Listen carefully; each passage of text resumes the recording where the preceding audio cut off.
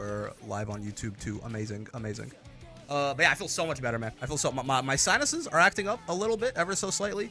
I'm still a little sweaty, a little feverish, but otherwise we are completely big chilling. Whereas yesterday I was like fatigued. I was like speaking in like these little hushed tones of a tired little boy. I was sick as fuck yesterday. Yeah, it turns out that all you need is 24 hours of nothing, and that shit goes kind of crazy. I am gonna sound a little nasally, I think. I still have a little bit of that shit going on in my nose, but you ready for the Musume to be Uma, the daughters to be horse? That is the point. Yeah, that is the point. Call me Eustace because predictable. Predictable. What is it Lancelot? No, Siegfried, right? Goes like a book when he DPs. Like a book. Really rough line when he says that and then gets like baited. Like if he says that and gets his DP blocked, which I think can happen, it's just embarrassing. Like a book. Finally broke into S plus today in Grand Blue, dude. Right on. I was just editing a video today, I think, where you were talking about making it to S. Studying for the Armageddon. Yeah, I mean Scorpio. Stream until midnight for the New Year's. I mean, maybe not. Probably not. Just because I don't know if I have that much to do, but yeah, that's true. It is New Year's Eve. I actually don't have any like crazy New Year's Eve plans or anything like that. It's probably gonna, I mean, you know, getting sick definitely would have thrown a wrench in things anyway, but the plan was just kind of to chill probably. I went out shopping yesterday. That was cool. I got a lot of clothes and stuff like that. Updated the wardrobe. That's been relatively basic for the past little bit, and not that I went too revolutionary or anything, but like a little bit fancier basic, you know. I got a Taishin ready for Sagittarius. Yeah, so that's what I want to look at, right? Also, I did have the thought. I was interested, right? I was like, what do they do when they run a Zodiacs, right? Because there's only also let's just head up on the jukebox there. I love my daughter, but her little voice lines in the middle are distracting from the music. There's only 12 Zodiacs, right? So what do they do? And it turns out it may be loops, apparently. Like it's just Aquarius, Pisces, Aries, and then we just go back to Taurus again. So that's interesting. I didn't think that. Yeah, they are just what. Hello, Bricky, feeling better? Way better. Way better. It loops. We go through a second loop of them, and then it's. Oh, I see. We go through a second loop of them, and then they just do whatever the fuck they want from then on, huh? How curious. Okay.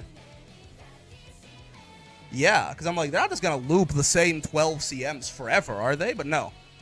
I like the idea of it looping once, I think, right? Like, we get through the first 12 Zodiacs. We go back to Taurus. Very interesting to see how maybe the meta might be different or something like that. Loop the names, I mean, and the races, too, right? This is the Japanese Derby, which was Taurus Cup. Got my triple front ready for Scorpio. I think it is a very... I think that's sort of what people have settled on as being a very, very strong strategy. The tracks might be different. It doesn't... Oh, Gemini is. Wait, you're right. Gemini's different. Taurus is the same, but Gemini is not 3200, it's 1600, right? Cancer, I think, is similar. Leo's different. Oh, there's no longs.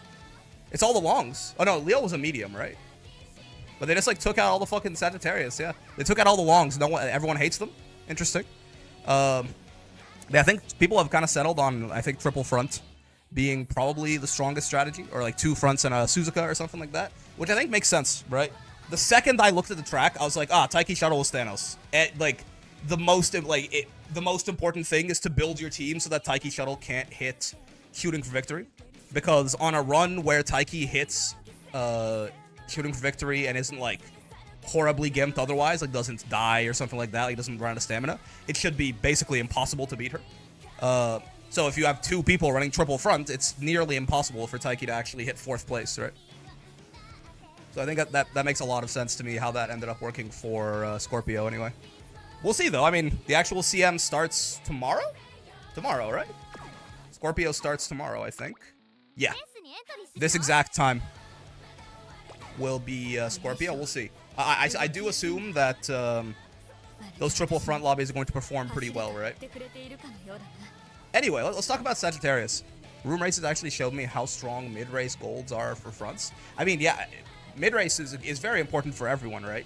And I think as the meta is developing, we're learning more and more and more that mid-race is really important for everyone. Like, late surgers, pace chasers, end closers, everyone wants that shit, right? But I mean, especially fronts, obviously, because their whole thing is fighting for that. Their whole thing is fighting for that first place spot for angling and scheming, right? Well, usually, anyway. Front Taiki, on the other hand, the problem with Front Taiki is that is an absolute anti-meta pick. You know what I mean?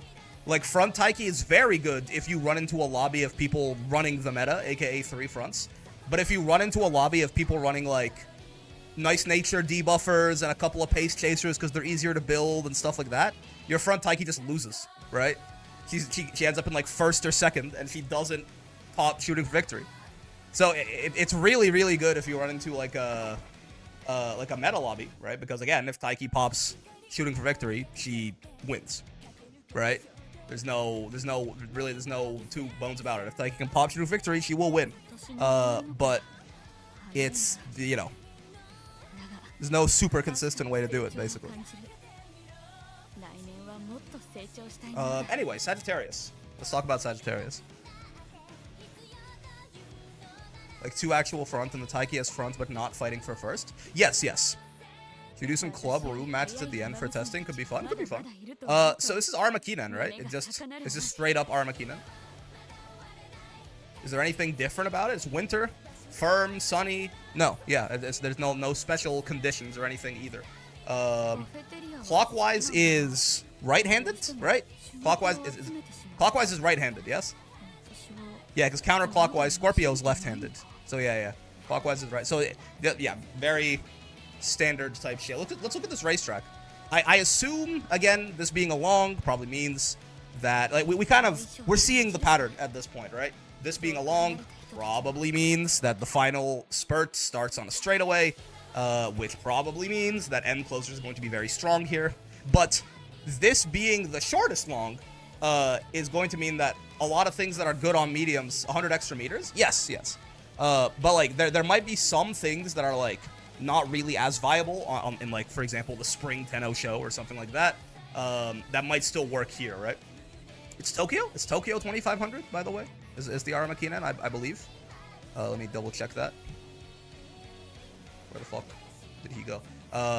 No, Nakayama. Right. That's my bad.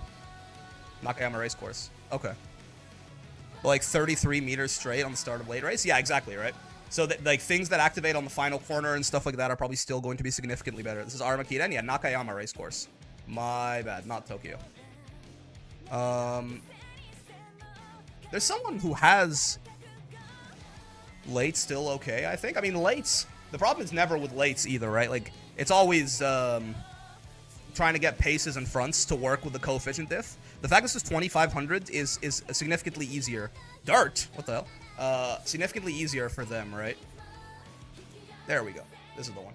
Because of the fact that, you know, the final spurt is going to be significantly shorter than otherwise would be. Yeah, it's barely, yeah, gotcha. Notably, 777 a little too far out, right? Because, I mean, we are at that point now. We are at that point where by the time that this, I mean, for, like, in the middle of Scorpio Cup, Thanos will release, right? We do have to start thinking about Thanos. But I don't fully know how to analyze this character yet, right? In the second half of the race, you have to be more than halfway through the race. Your speed and acceleration will increase if you activate at least 3 recoveries. So at the very least, well, I mean, is 777s too late here? Maybe a little bit, right? This is, I mean, it's 60 meters. It's not that bad. Even if 777s is your popper for Christmas Ogre, this is only 67 meters into, no, 57. 56. This is 56 meters into the late race. It's not that bad, right? Like, you're definitely still going to have a lot of value you could be getting out of the, like, you're not going to be fully accelerated, though you are probably going to waste some of this, right? Because this is going to be, on this track, it's times 2.5 for the skill durations, right? So it's going to be 12.5 seconds of 0.3 acceleration. You're going to waste some of that, for sure. Moment when 777 doesn't proc. I mean, you know, if your skill checks don't proc, you die. It's fine. You could just try and figure it out with other recoveries, but it probably is going to be, it's going to be a little difficult to do that consistently, right? you're going to need to, I mean, because there's no real special things that happen anywhere around, like maybe if you have like a, well, you can't get Restless anyway, but like, you know, like Restless triggering on an uphill or something like that. Heard Tachyon is a good inherit. Tachyon's triggers in the, just what, the second half of the mid-race or something like that? How does Tachyon work? Tachyon's triggers recover endurance and moderate increased velocity when sitting off the pace on a corner in the second half of the race. Oh, okay, gotcha. Corner in the second half, which this one is not, right? That's not a corner in the second half of the race, I don't think. Let's see. It's 2,500. Corner 2 right there is I don't know about all that. Tachyon will, but Tachyon could trigger too early, right? Because this is like on this corner, you will pass the second half of the race. So if you meet the conditions, yeah, if you meet the conditions for Tachyon's ult, it will pop on this mid race corner, right? Yeah. Or wait, no. This is not distance. This is. Wait, is this? Yeah. This is not the one where it's like you have to be how close you are to the front. This is how far you are in the race. Yes, yeah. So Tachyon could proc 2, like probably will proc 2 early, right? It's not. I mean, again, it's not horrible for 777, right? Again, 67 meters after the start of the late race is not so bad. It's not so bad. You are going to get a lot of value out of the acceleration, and you are just going to also get a shit. I mean, this is also just a great ult, obviously, right? You're just gonna get like probably closer to like 6 seconds of value out of this top speed, and like 4 to 5 seconds of value out of this acceleration, right? And then you get the stam recovery too. It can work, I think. Ogre, this Christmas Ogre is definitely at her strongest on like mediums, right? Because mediums is where like generally if you went to, I mean even Scorpio, right? Scorpio. Is Scorpio Tokyo? What the fuck are we? Where are we like right now? Tokyo, yeah. If you go to Tokyo 2000 or 2200 or something, it's, you know, Tokyo 2000, right? Yeah, right. I mean that's ridiculous. You'll get some. It's a little early, but still, right? You get some velocity, right? And then you also will still get enough carryover for the acceleration. It's even worse. Yes, right. This is where it's ridiculous. Like a 23 to 2400 meter race is the actual like sweet spot for sure. Like the Derby, yeah, right. Like this shit is dumb. Like this is, it's just perfect, right? It's perfect. So she's at her strongest on mediums for sure. But this really is not that bad, right? Think about it. It's 57 meters. Like, you know, yeah, it's really not that bad at all. So I think like Thanos should work here. Right, there should be nothing necessarily stopping Christmas Ogre from being a little bit of a freak here. But otherwise, I don't think. Looks like straightaway is good for Soggy again, right? Soggy? Who's Soggy? Saggy. Oh, yes, Sagittarius. I see. You're saying like you're abbreviating Sagittarius. Yeah. I mean, you will have it starts on a straightaway, right? Straightaway spurt. Yeah. It starts on a straightaway. It's not a very long straightaway, but it doesn't matter. As like the length doesn't matter. The fact that you are on the late race, you're in the late race on a straightaway means spurt can proc, right? It also means that it's just you have to pass the wit check, right? And there's no positional requirements or anything. It just being like the late race is how long? The late race is 400 something meters. 417 meters, right? Oh, no, the late race, sorry, that's the last spurt. The late race is 417 plus 417, right? So the late race is like 835 meters, so it being this long as well. Not as much as the Kika show, not as much as the Tenno show, the spring Tenno show, right? But the late race being that long does mean that speed, as always. I mean, you could, in hindsight, right? Because there's nothing about the fact that it's a long, right? In hindsight, this is also... Like this could apply to Taurus just as easily, right? Like the Derby. Yes, it's a medium, but it's still like, you know, the late race is still going to be like 800 meters long or something. And most of it, you're going to spend the top speed, right? You're going to accelerate for probably, I mean, there's no uphill here either, right? So it's going to be a quicker acceleration than the Kika show. So you're going to and by the way, NSM should be very good on this track again, because the final corner is all the way out here, right? This is where the Uma do the majority of their fanning out is on that final corner. So in the acceleration zone, it's likely going to be quite bunched together. So no stopping me becomes very good again, right? The later the final corner is in the race, the better no stopping me is. The reason that it's a little unreliable for Scorpio is because the final corner actually happens before the late race begins, right? So by the time the late race happens, they're pretty much already in that kind of flying V formation, right? Dober and her inherit looks good here. Ooh, I need to look at her too. Yes, yeah, we have gotten two very important horses recently. Dober's out right now, by the way. I want her. I'm going to get her, but I think I'm not gonna pull on her banner. I think what I'm gonna do is I'm gonna wait until the everyone banner and then just spark on it and grab her, because I have fucking nothing in terms of 3 stars. I've pulled on exactly like 0 of the horse banners so far. So I think I'm gonna pull on the Christmas Ogre banner, and then I'm gonna pull on the everyone banner and spark Dober. I think it'll delay my acquisition of Dober for a little bit, but I don't think it should hurt me too much in the long term. But yeah, she's very, very good here too, right? Naturally. Well, she's very, very good in general. I do want to take a look at how I don't have her unique memorized off the top of my head yet. It's like if you're not rushed, it can trigger in the mid race or in the long race or something like that. She does the borrow in the wild. Yeah.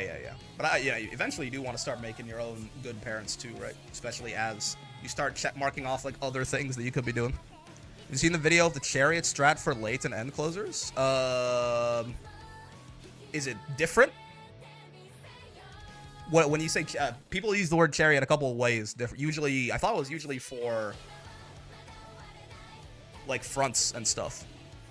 Maybe I'm wrong. Anyway, is there anything special about this track, like, at all? Like, anything to note, besides the fact that it's so long? I mean, you're starting on neither... I guess that's interesting, right? 1 late end plus 2 fronts. Curious. Guts and Stam, a stat check? Oh! Wow. Okay. Oh, yeah, I guess we should take a look at how much stamina you need to survive this. Probably not that much, right? Probably like 900 in a single gold will do you well. So you could definitely try to go for, yeah, 901 stam and like 600 guts, maybe a little bit much, right? 901 stam and 1 gold? Yeah. 600 guts is probably a little much. But, I mean, top speed, every one of these stamina thresholds, it varies, right? Depending on how much top speed matters. In the Kika show, it was like roughly 1/4 of a medium, of a distance S, of a long S, right? Every time you hit one of these, like every extra one of these you hit was like 1/4 of distance S. So, you know, they're not nothing for sure. Like that's, you know, it's like half a length or something. I don't know that, I think hitting 600 guts might be a little difficult, right? But I mean, the other sort of consolation that you get for this is that you do have a final straight here that is not that long, actually. Yeah, I mean, 300 meter final straight, it's kind of long. Dueling could be useful here, right? Chariot strat is some way to pace up the lobby. Why do fronts do that? Wouldn't you use a Suzuka for that? Shouldn't you like use a runaway for that, probably, to just pace everyone up into like remove pace down mode as like as an option? I feel like have a backliner to have more width than your opponents. I see. How is it? Oh, how is it abnormal unless you bring a Suzuka though, right? Isn't it just the same thing as like having a front? Like just running like a Summer Maru or something isn't really pacing up the lobby. It's just having a front runner. No? Or is there something? Is there some special way you can build the fronts that makes them have a bigger lead than normal or something? I don't see how that would differ from just like a well-built front normally.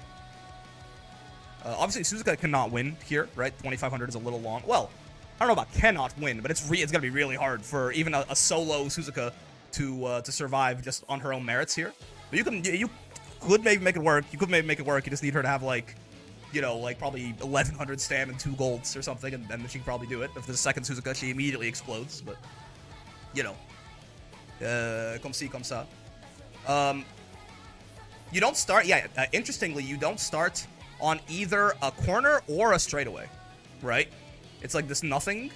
So that makes the 2 fronts position keeping build enough lengths that your backliner can use mid-race skills to move up without concerning pace down. I see. So it's less of a chariot strat and more just if there are 2 fronts in the like you're building to ensure that there are 2 fronts, I guess. But I'm like, That's not really that's just having two fronts, right? But I see what you mean. I understand the idea. It's just yeah. It's building to ensure that happens every race by being the two fronts yourself, though. I get it. What I missed? Not much. We just kind of started. Yeah, starting on neither a corner or a straightaway does make the straightaway skills a little it does make the straightaway skills a little worse, right? Because one of the nice parts about the straightaway skills is that they can usually, most races start on a straightaway. They can proc early, and then they kind of, in the first section of a race, something that I learned some nuances on recently from a very good video on backliners, right? It's in the first section of the race, you, what's it called? You can, in the first section of a race, you're forced into pace down mode. My god, maybe I'm still a little sick. You're forced into pace down mode, right? So, if a straightaway skill activates right away, it can, like, turn off PDM and do a similar thing to what Umastan does and be very valuable. There's a bit of Gamba involved there, obviously, because all races have multiple straightaways. But it was always, there's some element of Gamba for those straightaway skills. Not here, though, right? You don't start on a straight, so that kind of sucks. Am I reading this right? Wait, am I reading? Why? You start on a neither, and then you go right into corner 3? What? Dopamine of chaining mid-race skills back-to-back is incredible. Is that real? Early corner skills plus groundwork works here? I get it. That says corner 3? Corner 3 for 1, 2, 3, 4. Interesting.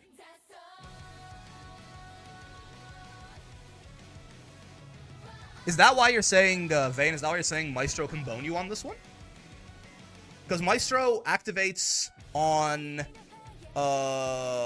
it's the third corner or 2 corners away from the final corner, whichever comes, but last, right? Or no, yes. Yes? Because Maestro does not activate on a random corner, unlike every other corner skill. I believe those are the conditions for it, right? If the race goes to the same corner multiple times, it will always activate at the last possible opportunity. Is this confirmed? Because I believe, I might be wrong, but I believe those are the conditions for Maestro.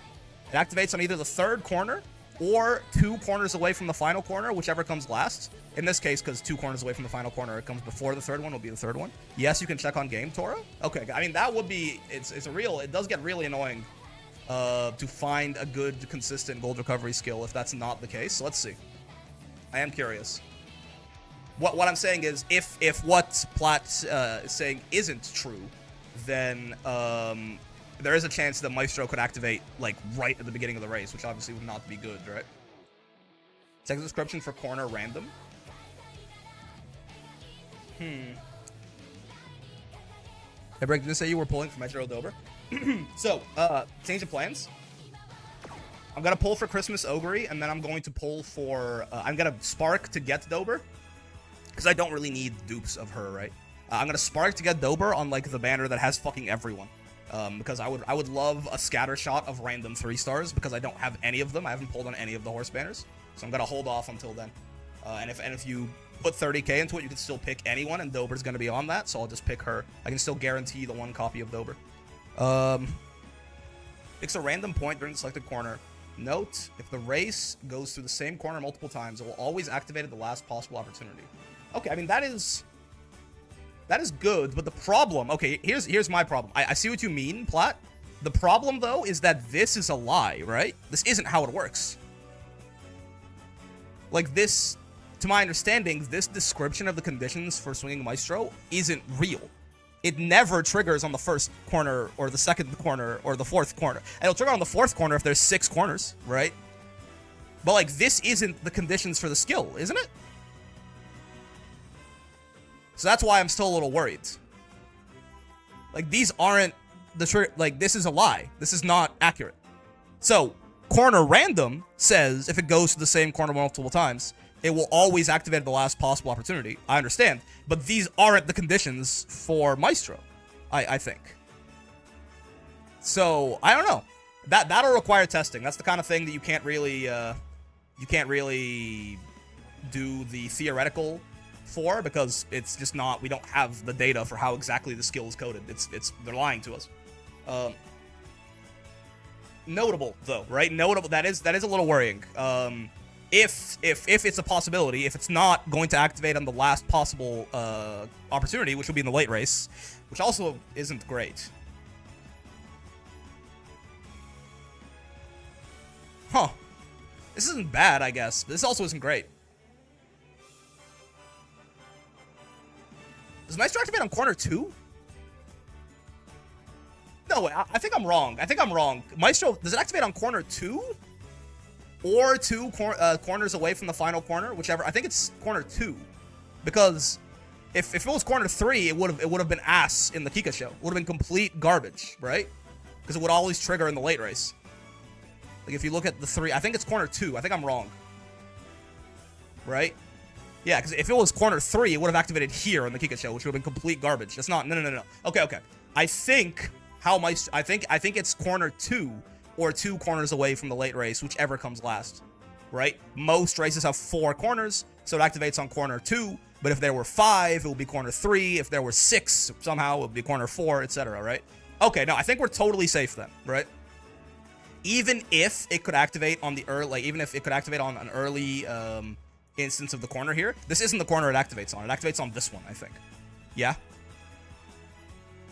Is that? I think that's right. I think I misremember the condition. I mean, just because like think back to fucking it wasn't even that long ago, right? Think back to the Kika show. It didn't do that. Yeah. It activates on this corner right here, so it's completely fine. And this corner only shows up once. So no freakiness with Maestro. It is still interesting though. I mean, you are on a corner in the early race, very early on. Corner 3 shows up 100 meters in. A race is split up into 24 sections, right? This is after pace down mode. The forced pace down mode ends, I will say, right? Because it's 2,500 over 24. I mean, basically, though, right? Basically, I think that's right. Yeah. Because like, I think I remember doing this. Yeah, I think it's 24 sections. So it is basically after the forced pace down ends. Corner Excel Gamba? You're probably fully accelerated by then, right? This is 5. You got a bonus to your acceleration at the start of the race. You got a bonus to your acceleration at the start of the race. So 5 seconds in, which is roughly 5, 6, 7. 5, 6 seconds in is roughly where you're going to hit this, and you're probably going to be mostly accelerated at that point, right? You accelerate faster at the start of the race. It's like that start dash bonus or whatever. Yeah, so I don't think you can do any, like, Uma stand trickery, like, type shit with that corner. Uma stand itself isn't going to be too bad, right? Well, yeah, because I say 5 seconds. That's not true. You're not at 20 meters per second. This is in the mid-race, right? It's probably going to take you, like, 8 or 9 seconds to get here. I need to have a better idea of how long it takes you to I don't have, like, a good... I'm just, like, eyeballing all this. I don't have, like, actual math on how fast you're going out the gate, right? We should look that up in the race doc. But Uma stand itself will be good here, right? Because you should still be very good to go on, 5 seconds in. You're going to still be in that first section, which means you're going to still be in pace down mode, right? So as is the case on longer mediums and then everything above that, Uma stand is God. So Uma stand's real important. Stand still fine. Stand very good, in fact. Stand very, very good here. And then, yeah, I guess you can just, like, use these like a chain of skills to keep you... I guess, yeah, more so than, like, them turning off the pace down mode themselves. I guess you can just use this to chain corner skills out of this to maintain that, that's velocity boost, even if you do end up a little too close to the front or something like that. You can maintain that to delay your pace down mode as long as you possibly can. Sure. Anything else? There's a couple of uphills. Is that a double uphill mid-race? Yeah. What is the incline on these? Oh, they're nasty. They are nasty. Short uphills? Yeah, but 2 incline and 1.5 incline. Those are rather nasty, right? You're going to lose a decent bit of speed in the mid-race hitting those. And you're going to hit it again in the final spurt, right? Ooh, incline in the final spurt is actually really mean. 100-meter 2 incline in the final spurt is a real son of a bitch, right? Yeah. This is the kind of thing that can straight up, it can lose you those late game races for sure. 1.5 million CC counteract the uphill. Yeah. These uphills to me, these might be more impactful than the ones in the Kika show, right? Because they actually happen. Uphills in the mid race is where they're the mid race, and when you're at speed, when you're not accelerating, that's when uphills are the meanest, right? So these happening twice in the mid race and then again in the last spurt. These are like nastier than the Kika show uphills for sure. Power is more important on this track, I think, than it was in the Kika show, probably. Or yeah, having some skill like 1.5 million CC or something to counteract it. Because what was the formula on it exactly again? I forget the exact thing, but it was like you lose. It was like 200. Fuck. Let me. 200 is in there somewhere. Hold on. 200 over your power. Yeah. Right. So if you have like 600 power, because it's a 2 slope, times 200 over, if you have 600 power, you lose 0.6666, like 2/3 basically of a meter per second. And then on the 1.5 x1, right? On the 1.5 x1, you would lose 0.5. And that happens for this one is a little over 100, and this one is 200, right? So you're running at about 20 meters per second, a little less, especially when you're on the uphill, right? So like this is 15 seconds? Dude, these are nasty. I was just about to move on and say there's nothing really special about this racetrack. These are really nasty, man. What the fuck? This is way worse than the Kika show. Yeah, man. 100 meters of a 2 incline uphill and then 200 meters of a 1.5 incline uphill, and then another 100 meters of a 2 incline uphill, and they all happen when you're at top speed, right? I think uphills get I think uphills, people sort of wrongly assume that uphills they make it hard to accelerate. It's not really true. They make power worse for they make power worse for acceleration. They don't affect Excel skills at all, right? Uphills are actually the most nasty, and they make power the most important. Again, when they happen in the mid-race or the last spurt. Situations where you are at top speed. Because what they do at that point is they just straight up pace you down, basically. Right? If you're running at 20 meters per second, you're at top speed, you're not accelerating, because you lose target speed, right? Target speed. Not current speed. It's not like Dominator, right? Target speed. So if you're accelerating, right? If you're like if the black is your target speed and the red is your current speed, right? And there's, say that an uphill starts like right here, right? If you're accelerating, you don't feel it at all, actually. Like if the uphill starts here and ends here, like yes, your power, you're gonna accelerate slightly worse because your power is gonna be basically 33% as effective. But if you have a couple of acceleration skills activating, which you should, right? You're barely gonna feel that at all, actually, right? But if when the uphill starts, your target speed will go.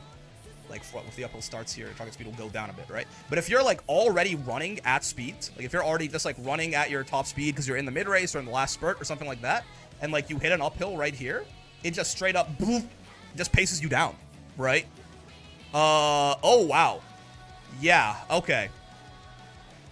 Power is pretty important here, I think, right? Because if you look at the guy who has 600 power, they will lose 1.5 times 200 over 600 times, this is maybe a little pessimistic, but call it 10 seconds. That's gonna, honestly, I think it might be a little optimistic. It might be like 11, but say 10 seconds, right? And then they will lose. This occurs twice, right? And it's about, I'll call it 100 meters, again, being a little not generous to power here. But this 100-meter 2 incline uphill happens twice, and both times you're at top speed. So again, they will lose 2 times 200 over 600 times 10, right? This is 11 meters compared to if there weren't any uphills. That's like fucking 5 lengths. 12.5 is 5 lengths, right? This is almost 12. Like this is 4.6 lengths or something like that. Now, if you had, I do wonder though, like if instead of 11, Like if we take this and we put some yes, I'm doing the math in the browser as always. Don't be mean to me. If we take this and we subtract a guy who has 900 power, right? You're losing a length and a half. This is 3.8 meters compared to the guy who has 9. You're losing a length and a half, and it comes in the mid race. Well, the last spurt is one thing, right? But like 75% of this loss, like, you know, a length and a bit, happens in the mid race where you might be fighting for position and shit too, right? So there's like, I'm just looking at the raw numbers you're losing from this uphill, but like it could even have knock-on effects of like, if you're a front runner, for example, this could like push you to the back of the pack, shit like that, right? Wow. These uphills are mean as fuck, man. These are really, really, really nasty. Yeah, power is quite important. This is the most noteworthy thing to me on this race so far. The stamina requirements is a lot lower than, like, this is basically a medium, right? 900 and a gold. It's a medium where Nice Nature can't show up, which is, so it's like, the stamina requirement for this is probably, like, less than Taurus, you know? Because you don't have to worry about murmurs and shit like that. So, like, it's like 900 and a gold, and you're probably fine. But in exchange, you're gonna want way more power, probably. Like, yeah. Way more power. You want like 900 power, too, probably. More if you can help it. Right, but you're gonna hit diminishing returns for sure. Like if we, you know, the guy with 600 power loses, you know, a length and a half to the guy with 900, but the guy with 900, I assume this is the way this function is set up, it should diminish, right? Yeah, right. The guy with 900 doesn't even lose a length to the guy with 1200. So it's still gonna be better, but you're gonna want 900 power probably if you can manage it. I don't know if it's gonna be realistic, but hopefully the fact that the stamina requirement's a little bit lower is gonna be very nice. Yeah, I mean, you don't need 2 golds to pop to survive this one either, I don't think. Let me double check that real quick. I am Wit guy. I love Wit. I think Wit is heavily underrated by the community a lot of the time. But you might, if need be, people were talking about Wit over power for the Kika show. I think I disagree pretty strongly. Wit over power here is probably a good idea. Wit over power here is probably a good idea, right? It's just, I don't know, 500. Yeah, sure, let's say 530. Maybe 500. And like 600 or something. And then none of these are really very good, but it's fine. Let's just you know what? Sure, fuck it. Keep all this, whatever. You're an end closer, and you have go home specialist. It's not gonna be super accurate because the skills aren't super accurate, but oh, and preset this for they don't have the Sagittarius preset. That's fine. Nakayama, 2500. Sunny, soft, no, firm. Sunny and winter. I don't think that matters much, but yeah. Yeah, okay. She lives on her. In fact, could you go lower? I mean, you don't want to probably for the step, but like in theory, could you go lower? Oh, you could, huh? What's the threshold here? Oh, she lives for a long time, huh? Wait, let's give her distance S. That'll make it a little harder. She lives for a long time. Oh, okay. We're hitting the threshold. I see. And if you have better velocity skills and stuff like that, it would be a little, like, if you have more mid-race velocity, you would feel a little bit more too, right? She would use a little bit more stamina. But yeah, I mean, so you can't really dip too far down, so you might as well go 901 stamina. But you can maybe go 901, 450 guts, right? If you're not going to hit that 600 guts anyway, you might as well skimp out on guts a little bit. You can go, like, yeah, 901, 450 guts, 1 gold. Seems like you're about fine on an end closer anyway, right? Fronts, probably you are going to want that little bit extra. Same for, like, paces. But lates and ends are probably fine with just that, yeah? Good to know. Yeah, so with you only needing to pop 1 gold recovery, I mean, wit is still really important because you want your no stopping me to pop, right? You have a bunch of mid-race that you want to pop. There's a 400-meter downhill here, right? There's a 400-meter downhill. So this is not me saying that, like, who cares about your wit? I'm saying that these uphills are so fucking nasty. This is fucked up, what they're doing here, that I think power is really, really, really important, probably. You're really going to want something in this neighborhood, I would imagine. like 800, 900-ish power is probably a really good idea.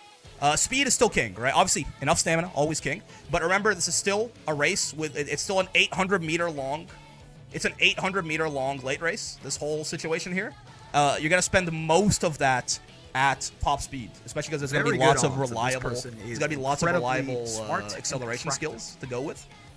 Yo, Shuriken Storm, by the way. Thanks for the Prime, brother. There's going to be lots of reliable acceleration skills to proc.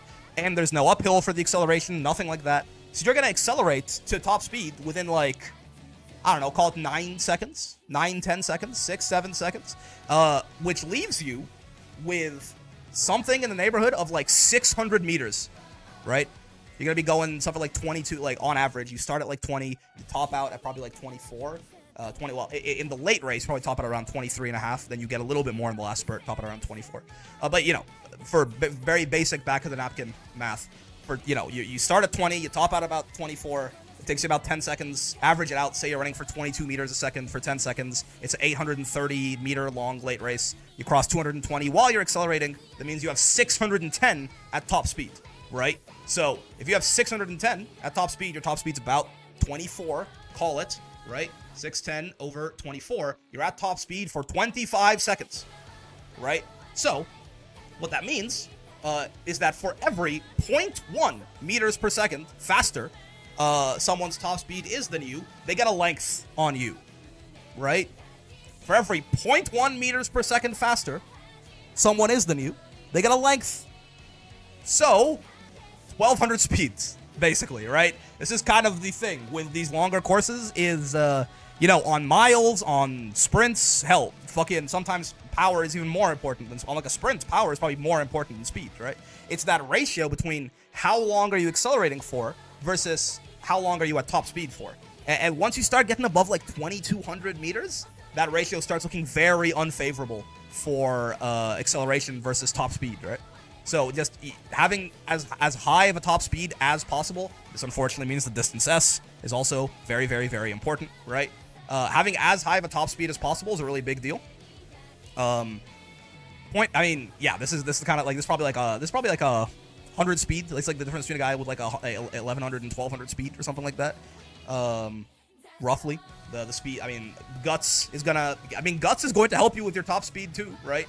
If you look at your target speed in the late race in the last spurt, it's the square root of 500 times your speed stat. A bunch of other shit. Let's assume that all of this is held steady. Guts does factor into this as well. I don't think they've maybe updated it.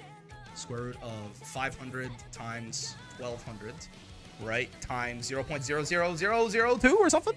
Sleeping on 578 Guts. If you can get it, go for it. But I think it's going to be kind of hard to hit 1,200 speed, 900 plus stamina, 900 power, which I think is really, really... I'm doing a flip of what I said in the Kika show. I think power is being heavily overrated. I think power is fucking huge here.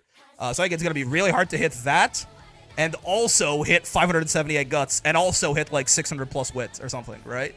Guts, explosions, and speed build power on Gold Sheet? Sure. I mean, Gold Chip is great because she has 10% power growth. So, yes, by the way, yeah, this is another fucking situation where Gold Chip is going to be really good, right? I mean, end closers are going to be good, but Gold Chip's good again. In case you were tired of Gold Chip, I'm sorry. Gold Chip is going to be real good here, right? With the 10% power growth. Christmas Ogre, I think, has the same growths as regular Ogre as well, no? Or am I wrong? Is it 20% speed, 10% power?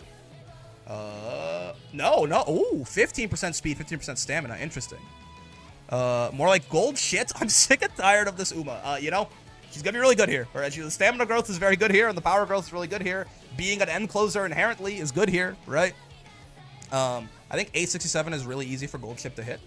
Yeah, I mean, if you're to think about, that's fair. If you think about finals and great mood, right, then you do only need to hit 867 to get the stat threshold, and you basically say you can get to finals without it, right? It's a valid strategy.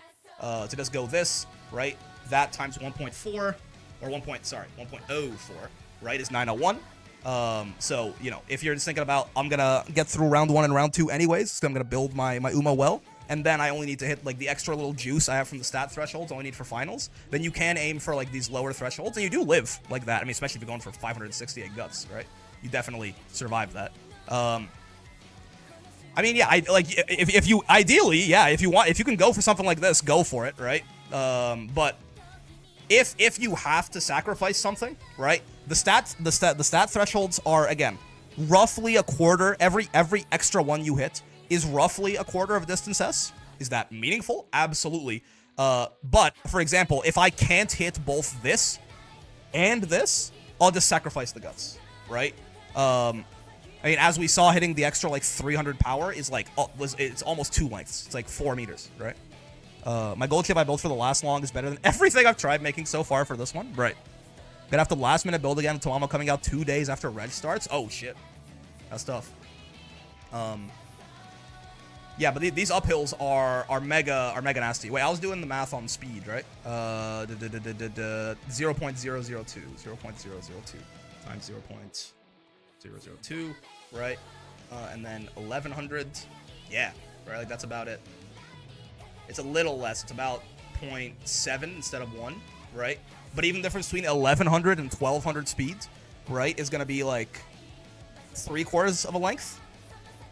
Like, it's not like you think, like, you know, speed hits diminishing returns, right? It's a square root function. So, yeah, that, hold on, let me just do this minus this with 1100s because I think I'm doing the math slightly wrong in my head because I still have a bit of a fever. 0.07. Yeah, not 0.1. I was about right. If you take this and you multiply it by 25.4, give or take, right? Times 25.4. Yeah, right? So even this, like, this is not a big difference in speed, right?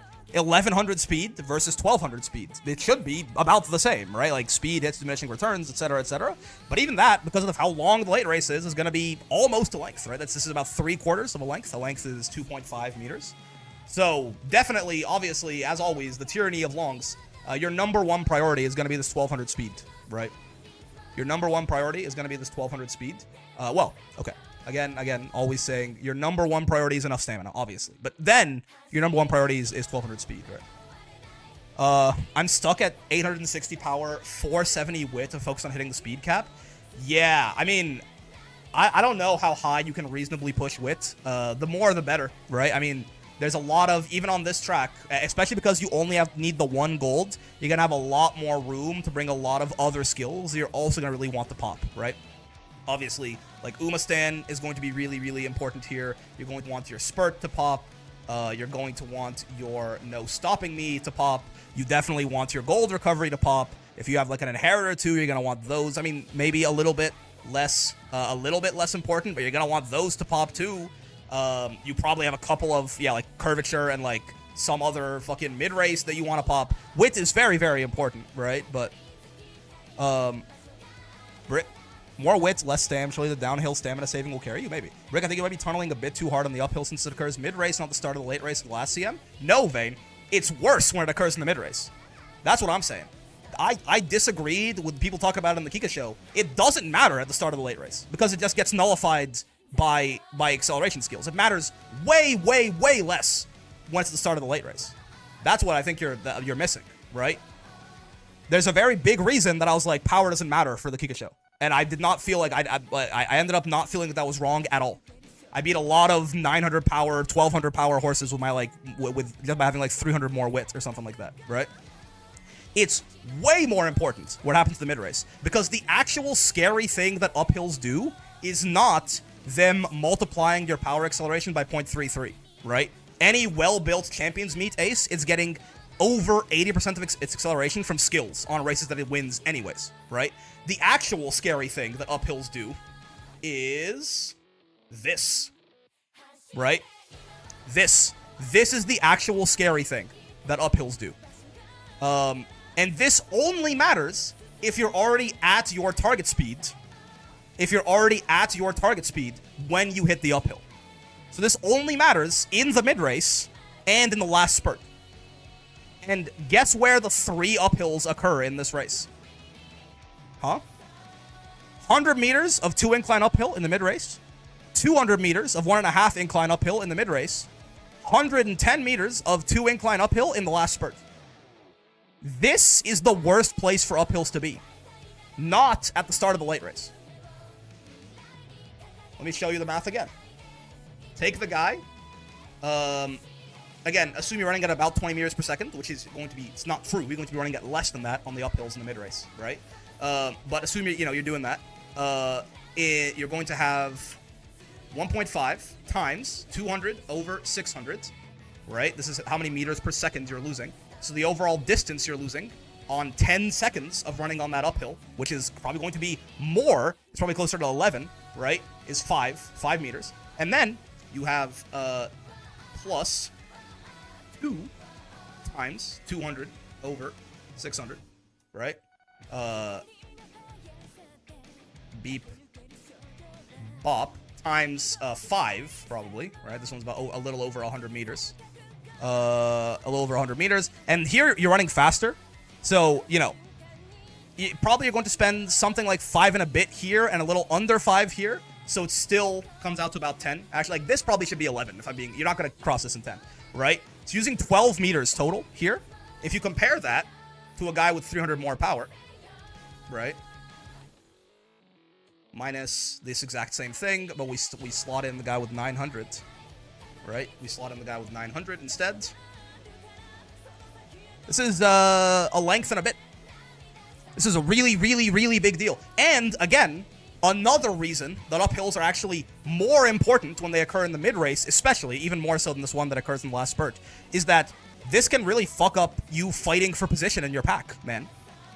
Right? Losing like a length and a half to someone in the mid-race, if you care at all about your positioning in the pack, right? Especially if you're a front, but even if you're trying to fight for first position in your pack for other reasons, right? Is devastating. So this doesn't even factor that in. This is just the raw distance you lose, right? So, no, I disagree. I disagree strongly, Vayne. I disagree strongly. I think it's the exact opposite. I think people were tunneling way too hard on the Kika Shell uphill. It doesn't matter. It doesn't matter. It doesn't do anything. The Kika Shell uphill doesn't do anything, right? Do you have a Twitch? Yeah, I'm live on it right now. I multi-stream on both sides. The Kika Shell uphill doesn't do anything, man. This uphill is mean. This is like the meanest possible configuration of uphills you can imagine. 2 uphills in the mid-race, 1 uphill in the last spurt, or in like the actual last spurt section, not the last spurt phase, is fucked up, right? This is really bad. Think about it, right? Like, in the hi YouTube chat, there you see, they're saying hi. In the it's not linked in the YouTube description. I mean, yeah, if you want, you know what? Here I am, brother. I can put it on there if you'd like, but think about it this way, right? Because again, you lose, but to be very clear, you lose target speed on uphills, right? So if you're already accelerating, it doesn't do anything. If you're not at your top speed, there you go, you migrated over. If you're not at your top speed, if you're not already at your target, this doesn't do anything. It's not Dominator, right? If this said you lose current speed, then it wouldn't really matter, right? It will be the same badness everywhere. But you lose target speed. So if you're not already at top speed, it does nothing, right?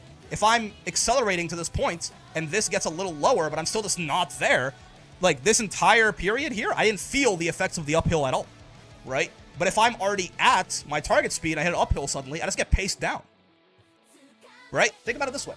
That, this 2 incline uphill in the late race, yeah? If you look at Nakayama, this, right? For 100 meters, this 2 incline uphill, if I have 600 power, let me just get that back, it's a pain to set up. This 2 incline uphill, if I have 600 power, over 600, or a little over, like for like 4-ish seconds, 4.5 seconds, it's like you got a Triumphant Pulse and an Inherited Triumphant Pulse. Both of them went off, but they actually decreased your speed instead of increasing it, right? It's that bad, right? Like this is like you just lose an amount of speed as if you got an Ogre ult and an Inherited Ogre ult. They activate at the same time, but instead of boosting your speed, they fucking reduced it. So I disagree incredibly strongly with the idea that these uphills matter less because they're not in the late race. It's the exact opposite. I think it's the exact opposite. I think they matter so much more because you are actually at your target speed for all 3 of these when they hit. You're going to be at your target speed, and they're going to just pace you down. You just get hit by an anti-triumphant pulse every single time you pass over one of these if you have 600 power, right? So I think it's incredibly important to try and hit as much power as you can without sacrificing. Like, power, I think, unironically, might be your 3rd most important stat here, which I almost never say, right? But if you can get enough stamina, you can get max speed. I would go for it. Getting at least 900 power might be the most important thing to do after that, right? If you can do it without sacrificing too much of your wit, I guess. But obviously, you know, it's always a balancing act, right? Maybe you can get away with, like, you know, if you can have like if you have a deck setup or something where you can get like a really good amount of wit, like 700 something wit, but you have to, like, you know, go to 750 power or something. Sure, I guess I wouldn't, but I think it's really scary to skimp on power here, right? I think it's really scary to skimp on your power here. Because it's the equivalent, like, the way I think about it is, why do I want my wit? I want my wit because I have so many skills that are, like, necessary to activate for my ace to have a real chance of winning, right? I need my gold skill to activate or I die. 0% chance of winning if my gold skill isn't activated, right? And I don't want to get 2 gold skills because that's so much extra, like, yeah, that'll make it so basically there's no chance that my gold skill doesn't activate, but that takes up so many skill points that I can't get any of the other good shit, right? So I need my gold skill to activate or I die. I need at least one of no stopping me or spurt to activate, or I probably don't win. Ideally, I need both of them. Like, I really want both spurt and NSM to activate, right? That's like when it's like, okay, we got our gold skill, we got spurt and NSM. This is a real chance, right? We can really just win this, right? And we need Umastan to activate, right? Because Umastan is obviously, like, Umastan, right? Well, Umastan is not necessarily as mission critical, but it's still a lot of, it's a lot of speed, right? Oh, I'm answering what funny cat pictures said above. Oh, maybe you don't see the chat before you came in, actually. Umastan is not necessarily as mission critical, but it's still nice, right? And then, like, at least one mid-race skill is obviously very important as well. So it's like, you know, you do need like 5 skills, probably, realistically. So I'm not saying that your wit isn't important, certainly, but the way I think about it is that the reason I want wit is because I have all of these very important skills that I need to activate, or else I don't really win, right? But with having the lower power, it's almost like, with having the lower power, it's like guaranteeing negative skills activate on you, right? Power actually will, like, all those, like, Umastan and Curvature, for example, that we're talking about, like, a significantly bigger impact. Or, I mean, it's about the same thing as a Curvature, the difference, probably, right? Like, this minus this. Yeah, I mean, not quite, right? But it's a point, this is an inherited pulse, right? For the entire duration of the uphill. Happy New Year? Oh, yeah, for some people, it probably is 2026 by now, right? If you're, like, in Europe. If you're in, like, the Paris or London time zones. It's time for Halloween Tama for a 1.5 million CC? Maybe. Is 2026 here? Yo, congrats on living in the future, etc. It's still 6:35 p.m. for me. Mid-race uphills can repositioning for the whole race? Yes, and again, that's a really important thing, right? But yeah, like, if you're running... In scrims, I had Pump moving past NSM and Spurt Pop all at the same time. I've never seen a horse go so fast. I mean, that's crazy shit, yeah. But you see what I mean, Vane? Do you see? I really don't think I'm tunneling too hard on the uphills, right? Like, this 300 power difference right here is basically an inherited pulse that lasts for probably like 5-ish seconds here, 11-ish seconds here. It's like 16 seconds of a negative velocity skill. It's gonna be really hard to make up for that with, like, mid-race velocity, right? 1.5 will be a little less bad, right? 1.5 will be probably something like 1.8. Yeah. So if you average those two out, what is that? About 0.2. It's about 0.2. This is like the comparison between having 600 power here and 900 power here is about, and I'm not even talking about the last spurt. Where I'm talking about 5 seconds of this and 10 seconds of this. This is 15 seconds of a minus 0.2 velocity skill on you. That's, I mean, that's hard to overcome with any other stat, I think. You need 15 seconds of 0.2 velocity to pop. I mean, Curvature by itself, right? Sure. is like 0.35 for how long here? Times point, it's got times 2.5. So that'll be 6. That's about 6. It's 6 seconds of 0.35, right? It's like, yeah, sure, but like you need, you know, on average from the extra width that you gained or something, or from the extra guts that you gain, you'd have to all of that extra, all of those extra stats would have to come out to, you know, like this much extra speed for you, right? They'll sleep on tail plus corner skills? Yeah. So I don't know. I think power is quite important here. I think power is really quite a big deal. Mid-game skills is giga OP on this track. No, I agree. Again, my point isn't that mid-game skills are bad on this track. My point is that low power is a guaranteed negative mid-game skill on you. You understand what I mean? That's my point. My point isn't that mid-game skills aren't good. My point is that, you know, by not focusing on your power, you are like guaranteeing a huge debuff on yourself that lasts for like a good third of the race or something like that. If there's no fronts, can lates just overtake paces on the uphill and run first until the end? I mean, the uphills happen after pace down mode ends, right? I believe so. Yeah, they do, right? Because pace down mode ends like, or not pace down mode, well, pace down mode, yes, but like position keep in general ends in the 10th section of the race, so it ends at around 1,000 meters. Oh, maybe not actually. Or no, 6th section of the race, right? 6th section of the race? How long? I should know that better off the top of my head. How long does position keep last?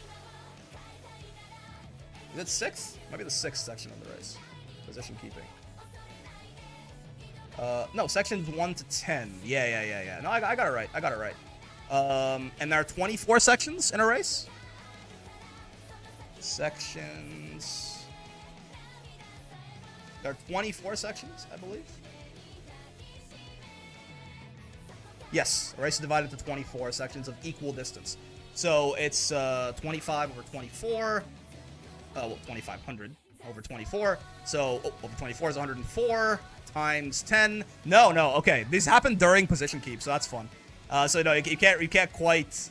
I mean, maybe on this one, right?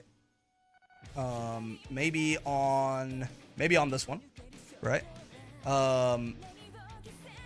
Like, you know, if you pass someone right at the end of this or something, you can keep it, but probably you'll die otherwise.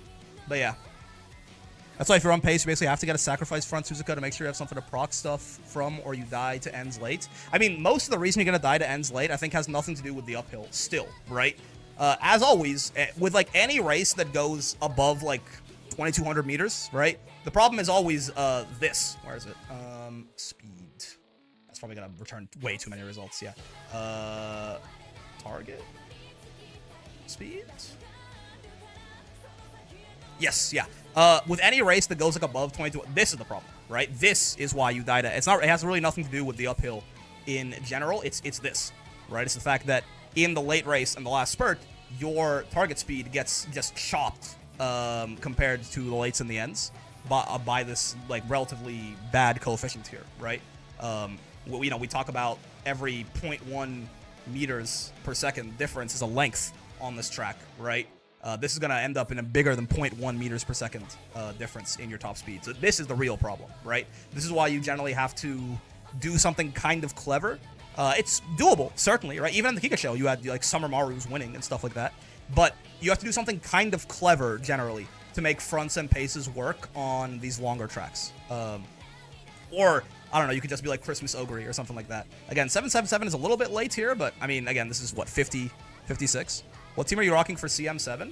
I don't like building fronts, so I ended up going 2 pace, 1 late.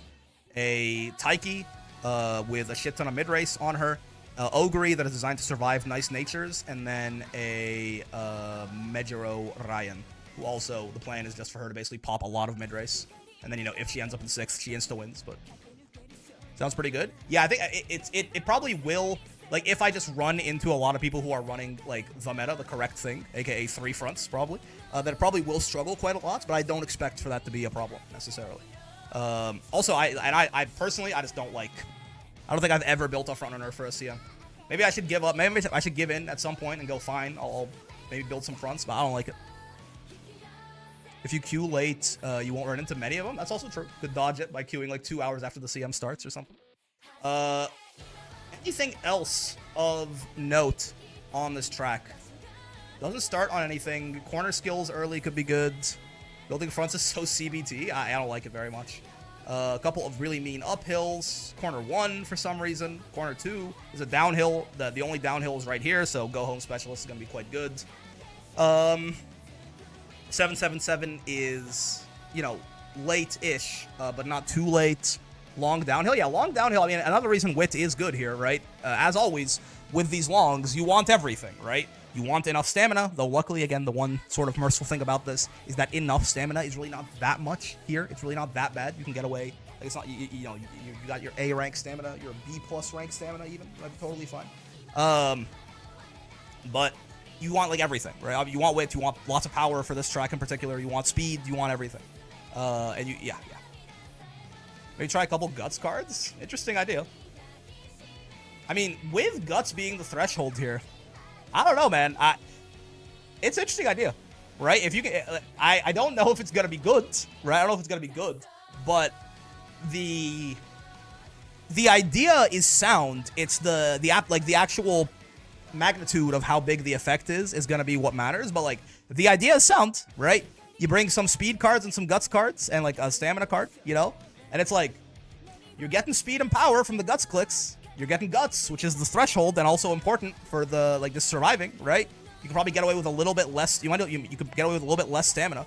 If you're running a Guts deck, you might, like, only bring Rico, you know, get to, like, 700 stamina and, like, 700 Guts or some shit, I don't know. And like, you'll live on that, I assume, right? Like, if I did... what are you playing for CM8? We're kind of figuring that shit out right now, in fact. That's not quite as good, but, you know, you survive, right? Like, it is good enough. So, I don't know, like, you can get away with a little bit less stamina, right? You can get away with a little bit less stamina. You could, you know, obviously you still need some speed cards to cap speed on top of it. But, like, I don't know. Like, 2 Guts. I think the problem with it becomes, I think your wit is probably going to get sacrificed pretty hard if you do that. If you're on, like, I don't know, fucking 2 Guts, 2 speed, Rico, maybe even 2 Guts. I don't think you need, yeah, probably 2 Guts, 2 speed, Rico, and, like, then what, right? But I think it's an interesting idea. I wonder if maybe, if you're gonna do that, I wonder if you just should fucking man up and just go all the way. Just go, like, 3 Guts, 2 speed, Rico, or something like that, and go, fuck it, I'm hitting 1,200 Guts. Right? Like, I maybe. I feel like it's probably not a good idea, but I will be super interested to see someone try and do it well, right? I will be super interested to see someone try and just, like, really push that idea, right? Like, do their best to make it work. I think it could be strong. I really do. Because Guts also, at, like, 1/10 the rate of speed, but Guts does also factor into your top speed in the late race, right? So, any extra bit, like, you know, 1,200 speed and 500 Guts versus 1,200 speed and 1,200 Guts, the guy with 1,200 Guts is going to be faster, right? So, I want Francisca again, but then I realized I need to run another front to push her up. So I'm wondering what I really want to do. Suzuka's hard to do here, right? Doesn't Guts only do anything when dueling? No. They also did, it's not updated here, but in the patch, they also did give it, so this formula right here, this, Guts is included here. This document was made before this, so it's not updated for it. Or is it? Oh, maybe it's only in the last spurt, actually. No, yeah, here it is. Yeah, no, they did update it. They did it. Yeah, here it is. Guts is, you see that? This modifier here versus here, right? There's no square root. It's a little better than a square root, but it's also 20 less here, right? So it does also apply to your top speed. At, I think, roughly, I did some very quick math when this first happened. If I remember correctly, it came out that it's about 1/10 as good as speed for raising your top speed, right? So not very important, certainly. But if you're already capping out speed, it's the only other avenue to raise your top speed, right? It also does make you more stamina efficient during the last spurt. That's what it's always done, even before they added dueling and stuff like that. But also, if you're for dueling, right? If you're talking about dueling, there is a 300-meter final straight, right?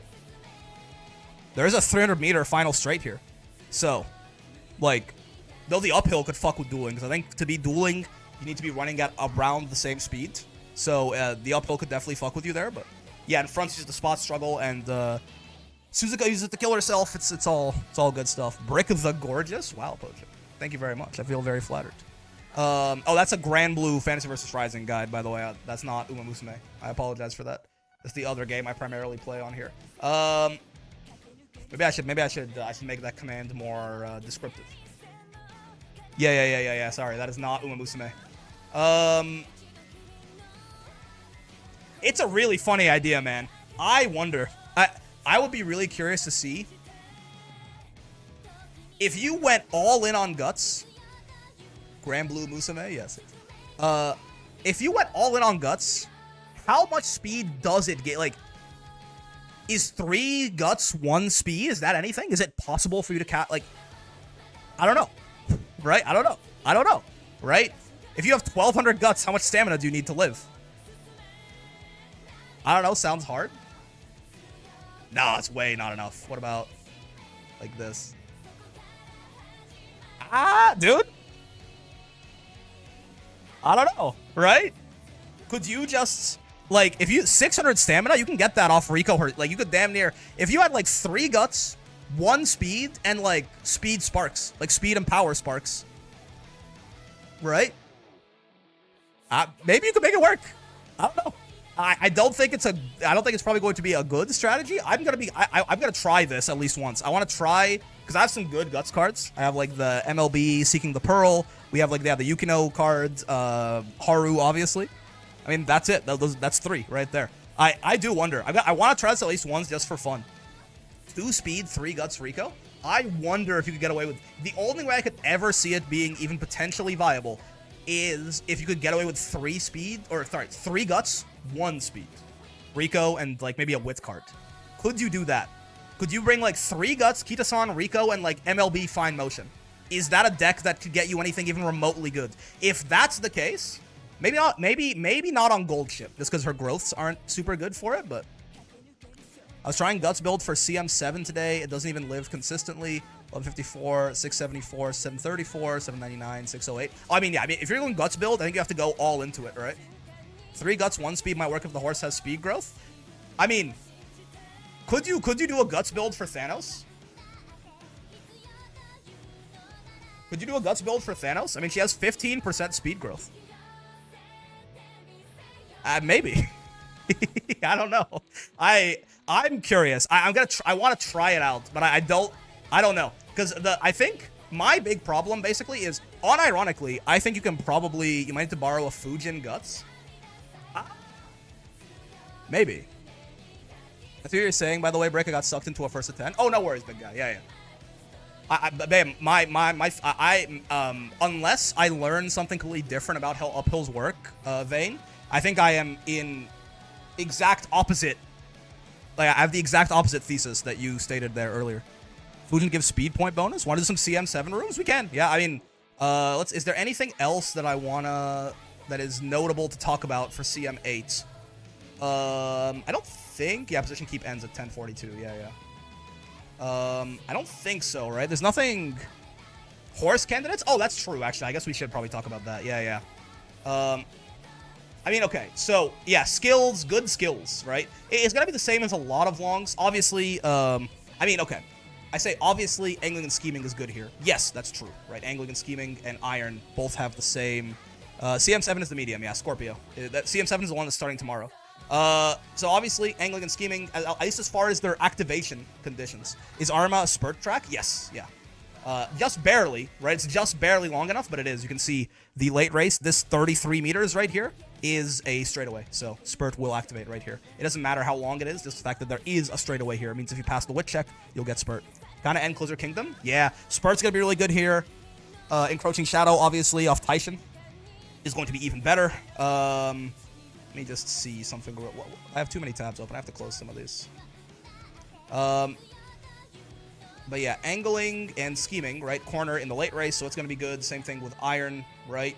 And the ones that activate on final corner are going to be a lot more chopped, right? Like corner in the late race, but like redshift, for example, which I think activates in the final corner, is going to be pretty worthless. Yeah, final corner or later is like all the way out here, right? NSM is going to be very good, right? Saiyan Sky herself probably better. Yeah, maybe honestly, because I mean she has a long velocity skill herself, right? Vanguard Spirit or whatever built into her, and yeah, I mean you're gonna need something pretty strong. Brian inherits. Shadow Break. Right. Yeah. But yeah, Saiyan has Vanguard Spirit on herself, and then also just to overcome the coefficient diff, right? If we can go back to target speed, where's that table? There it is. To overcome this, you're gonna need something pretty strong, right? You need something pretty strong. Or this is even worse, right? So you need like that 0.4 XL. It is gonna be a lot. I mean, Saiyan will get Saiyan popping Anglian Scheming is gonna get a lot of fucking value. It's gotta be for the whole acceleration phase, basically, right? Because is it 4 seconds baseline or 5? 4, yeah. So she'll get what? 10 seconds? Yeah, I mean that's the whole acceleration zone probably. She'll get 10 seconds of 0.4 XL. So it's gotta be. I mean, if you can make her work, if you can get her to pop her ult, it's gonna be very good. Because Anglian Scheming by itself, like if you just pop like the inherit version, it's gonna not be enough, right? It's gonna not be enough. And like unrestrained doesn't work here because it's not final corner either, right?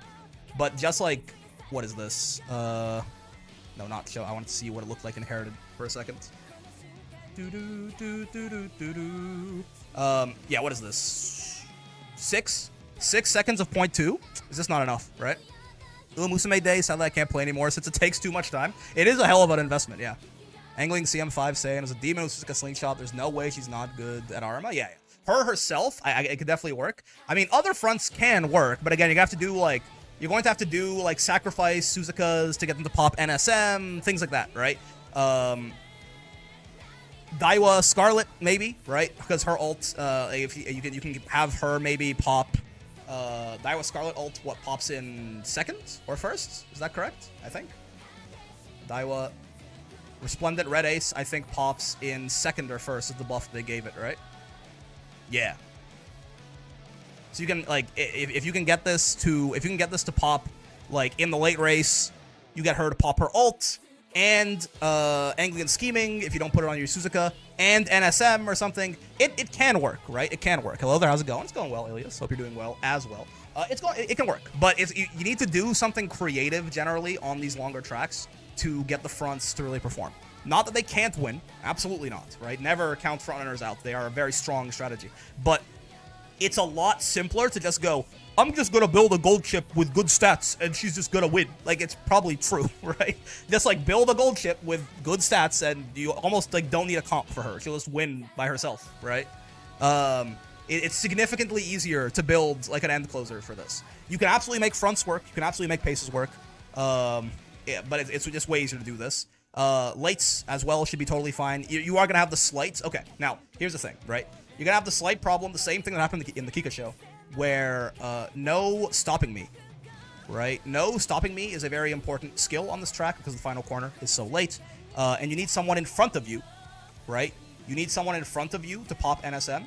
Late surgers can occasionally help end closers pop NSM, right? Because of the fact that you're probably going to be ahead of them when the late race starts. However, this is only true, right, for late surgers that aren't the most popular, or end closers, rather, that aren't the most popular end closer, right? Gold chip, and I experienced this many times during, was it Leo? What was the Kika show? CM6, right? Gold chip will pass the late surgers almost every time before NSM happens, right? It is significantly easier to actually have the gold chip help your, like, Major Orion pop NSM than vice versa, right? But for any other end closer, like Cafe or Need Strong mid game, well, actually, in this case, it's kind of, you don't as a late surger, you kind of don't really, because you don't want to be ahead of the gold chip, right? You want the gold chip to be ahead of you, so you can use her to pop NSM. Do you understand? Is what I'm saying. Because people were saying things about how late surgers might not be so good because all they're going to do is help the end closers pop NSM. Well, in and of itself, that's not necessarily the case because, like, depending on if you're far enough ahead of them from the mid game or whatever, right, then it's not a problem.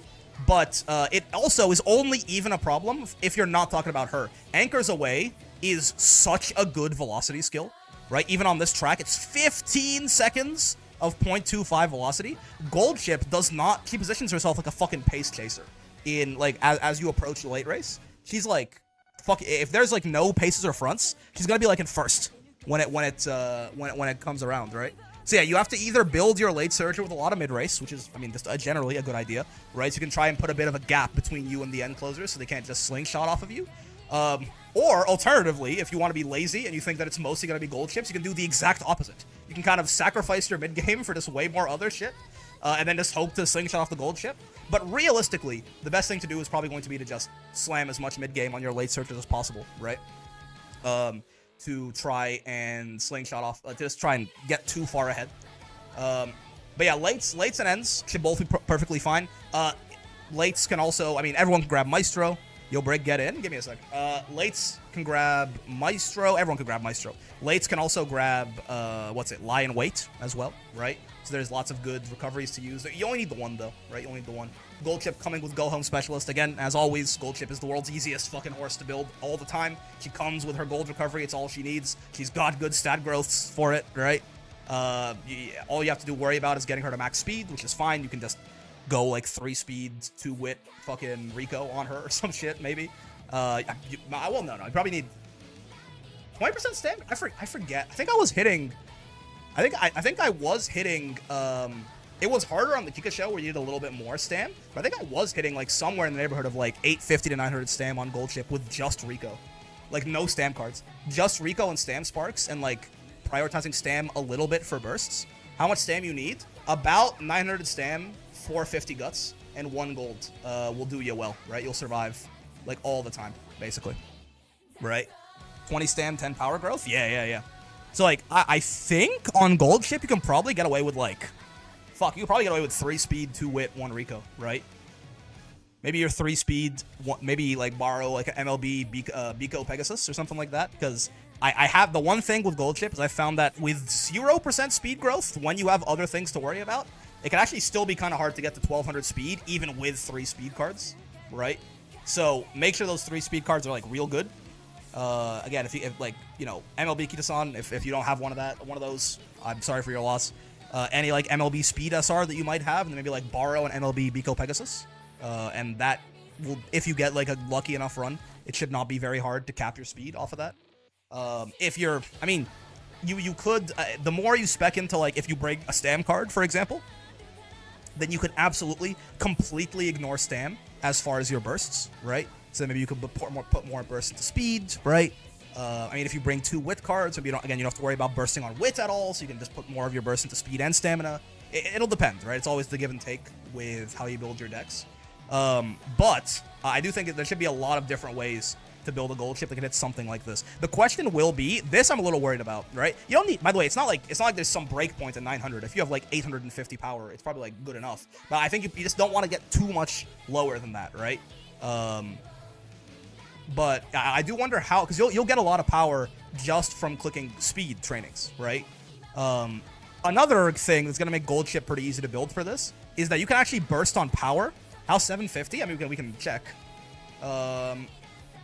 It is diminishing returns, right? Like I've been using 600 and 900 as the 2 benchmarks, but like, you know, compared to a guy with 900 power, 750. That's it does.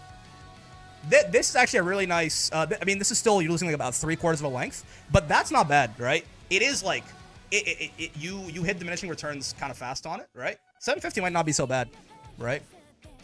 Wits might be more important to proc NSM consistently and also pace up mode. 750 power is not so bad, right? Like you see, like that extra 150, it saves you like half the distance that you lose. Now, to be fair, it's also because I made the, like, you know, I made the comparative, like, we're just a lot closer to 900 now. But even if you went to, like, 1050, compared to, which is not happening, right? But it would also be not as big of a difference, right? Because of the diminishing returns. Yeah. It's not even close. 750 is probably a good minimum. I would say that's a good minimum. I think it's fine. You would like to have a little more. But yeah, like, if you're trying to go more aggressive on other things, 750 is probably a pretty solid place of like, do not go lower than this, right? Yeah, I like that actually. I'm glad that I actually plugged that in. you hit like the diminishing returns on that way faster than you'd expect, right? I mean, it is always those like 1/x functions. They look like this, right? They have the really steep curve off as you go. Taishan has 750 power, 660 wit. That seems pretty good. Yeah, I mean, as long as she's got maxed speed and distance S, and obviously enough stamina, that probably is. I mean, that's pretty fucking solid, honestly. Yeah. Then that seems really good to me. Max speed, long S. Yeah, I mean that Taishan is CM8 ready for sure. I would say. Let's see. Who else am I forgetting? How long is the home stretch? The final straight is 300 meters, right? The final straight is 300 meters long, so pretty beefy. And the stam thresholds again. The thresholds are stamina and guts, right? So again, more guts. There's a world, man. It's kind of troll, but I'm super interested to try a guts build. Not on gold chip. You need someone with speed growth, I think. Gold chip, you're kind of wasting all of her growths, right? Because like her 20% stam growth gets completely wasted on if you're going for the guts build. But yeah, Taishan. What are Taishan's growths? Taishan is rocking. Dude, Taishan is like perfect for this. Yeah, trying a guts build on Taishan will be super interesting. Again, you don't want to sacrifice wit too much, right? I would be genuinely curious. Could you get away with 3 guts, 1 speed, Rico, 1 wit, or something like that? If you could do that and like, you know, have your wit be like you borrow an MLB Fine Mo or something, because like MLB Fine Motion by herself can get you to like 600 wits, which is pretty good, right? If you can get away with that and like still cap your speed, which is the big thing, dude, I think this could be really good, actually, genuinely really good, right? On the right horse, the right growths. Taishan feels like she might be fucking built for that if you have her, right? Let's see, who else? Let me just scroll through here. Is this really all the horses that are... No, I was gonna say, that's not all the horses that are in the game. What are you talking about? I mean, Tachyon and Creek and stuff like that definitely need Fujin. You think so? Let me this is the second time you said that. Let me go... I know the Ines Fujin Guts card is really good. Let's see, like, let's compare. I mean, everyone should have this Haru. Everyone should have that Yukino Bijin. For me, I'm gonna put her in as well. I want to compare. For the extra speed points? Oh, she comes with a speed bonus. I see. Yeah. I see what you mean. She also has quite high TE on her as well, right? The speed bonus is quite nice. Hella high priority. These two come with skill point bonus. I don't know. I think you can maybe make it work without her. She's the only guts with speed bonus right now. I wonder if you can make it work without her, though. Maybe not, but I wonder if you could. I wonder if you can make it work without her. Because I would rather, unless you have her, which you probably don't. Why the fuck do you have MLB Ines Fujin? I think you really want to save your borrow for the wit card, right? I mean, if you have your own fine motion, go for it.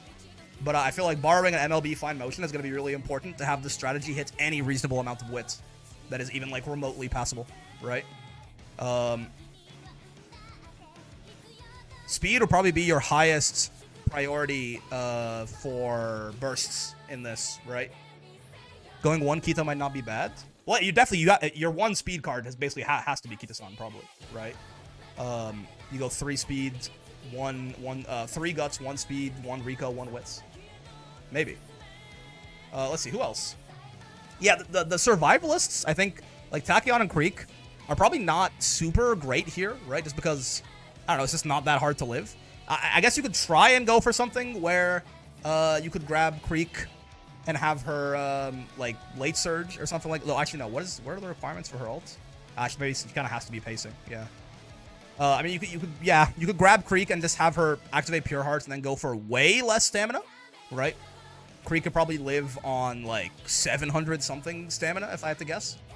Like, if we grabbed Supa Creek right here. And then you could go way more aggressive for all your other stats. But I don't know if that's, like, realistically going to be that important, right? I don't know if none of these are that good, but sure, let's just keep them on her regardless. And you could go maybe, like, 750, even. Like, 750, like, 400. She might live off of this, I'm not gonna lie to you. And then presumably you could go, like, way more aggressive. Maybe even, like way more aggressive on, like, your power or something. And your wit, right? And she's a little more than that, right?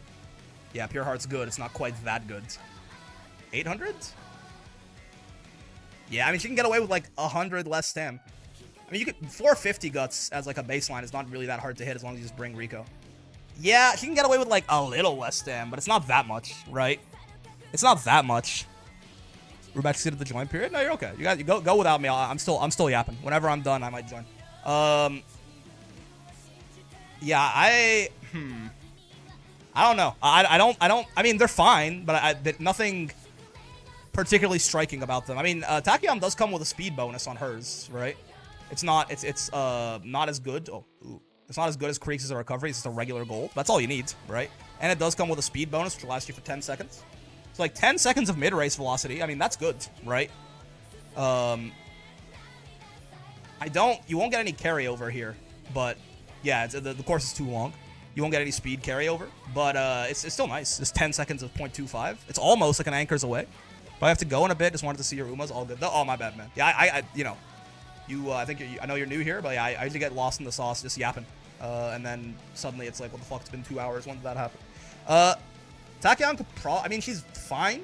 But I mean, yeah, she's fine, I think, is what I'd give her. I don't think having an extra recovery skill here is not that meaningful. In the Kika show, where everyone needed 2, right? Then we could talk. But I mean, Ryan is going to be good, right? You just pump her full of mid-race velocity as much as you can. And then, you know, if she ends up in 6th, awesome. She insta-wins. If she doesn't, her coefficient is still just really good, right? She's still just a late surger, right? So if you end up too far ahead, this is the one thing, right? This is the one thing that I was enlightened by that video on backliners, which I think was very, very well made. I forget who made it. I forget who, W something? Well, their name was W something? Hold on. Let me see. Vane posted that shit in the Haunts channel, didn't he? I don't remember now. I can't find it. But it was a really good video. It was a very, very good video, right? And I think one thing that I was always worried about with lates was like, what if you loaded them up with too much mid-race velocity and they got too far ahead and they couldn't pop Slick Surge and all of that. And it was like, okay, but you know, aren't the lengths they gained from being like 3rd as a late surger, isn't that really fucking good? W agent? Yeah. Hold up. Aren't the length, like, is just the fact of they have that strong ass, oh, hold up. It's okay. W agent, Uma, Musume, backliner. I was on mid-game sauce before W agent. Well, the thing that this kind of changed for me basically was that this video's doing really well, which is good. It's a good video. I always viewed that like the mid race. It was important for late surgers, but it was always a balancing act, right? Like, I always had it in my mind that it was the only strategy where you could have too much mid-race, whereas, like, that is not at all the case on an end closer or a pace chaser or a front runner or something like that. I was always of the mind that it was possible to have too much mid-race on an end closer, or on a late surger in particular, but I don't think it's true, right? Because, you know what? If you end up in 6th, and you can trigger Iron into Redshift or Iron into Slick Surge or something, yeah, cool. You instantly win, especially if your name is Medro Ryan, right? Ryan popping Iron is, like, nearly unbeatable stuff, right? It's why everyone refers to it as the Gamba, right? Because, like, when you get this shit, and you pop, like, another late surger Excel on top of it or something, she just teleports. Or, like, God forbid she gets, like, this and NSM to pop at the same time or something.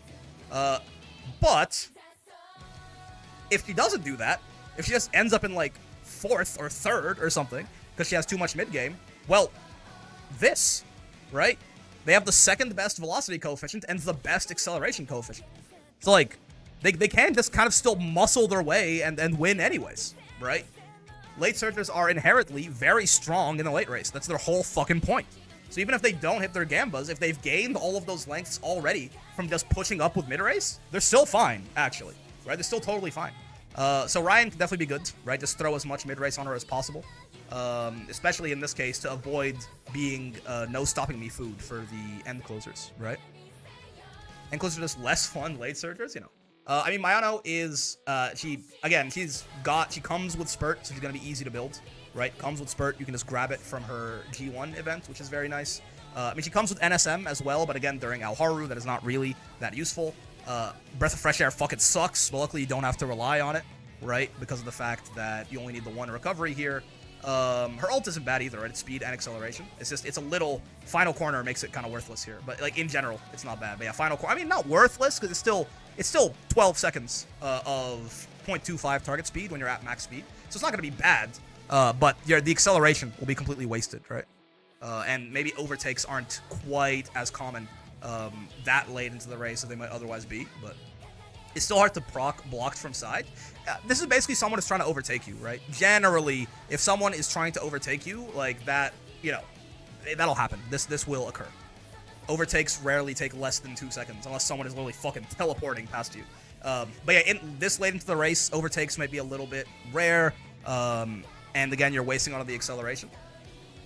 Holy moly, I think you have drops enabled. I don't have them disabled. I didn't do anything to enable them. Maybe they're enabled by default. Wait, there's drops for what, Musaman? Or for something else? But yeah, I mean, Mayano is going to be another one who's relatively easy to build, right? She's got Stam, Guts. They're giving me carrots for watching. It's for Taiwan server. Oh, get fucked, idiot. Get fucked, you dumbass. Go play on Taiwan, man. Her growths are good for this, right? Again, if you wanted to go maybe a little higher guts, get that, you know, 578 guts or for the threshold, right? Then it works. She's gonna be easy to build, right? Easy to get spurt on her. All of this. I have like 150 Taiwan carrots. Not bad. Yeah, no finals. Well, your ult is on final straight. Right. Yeah. No. You're a shorter track one. You even have long. Well, yeah, it's not that hard to get your run long, but your ult is not that useful, really.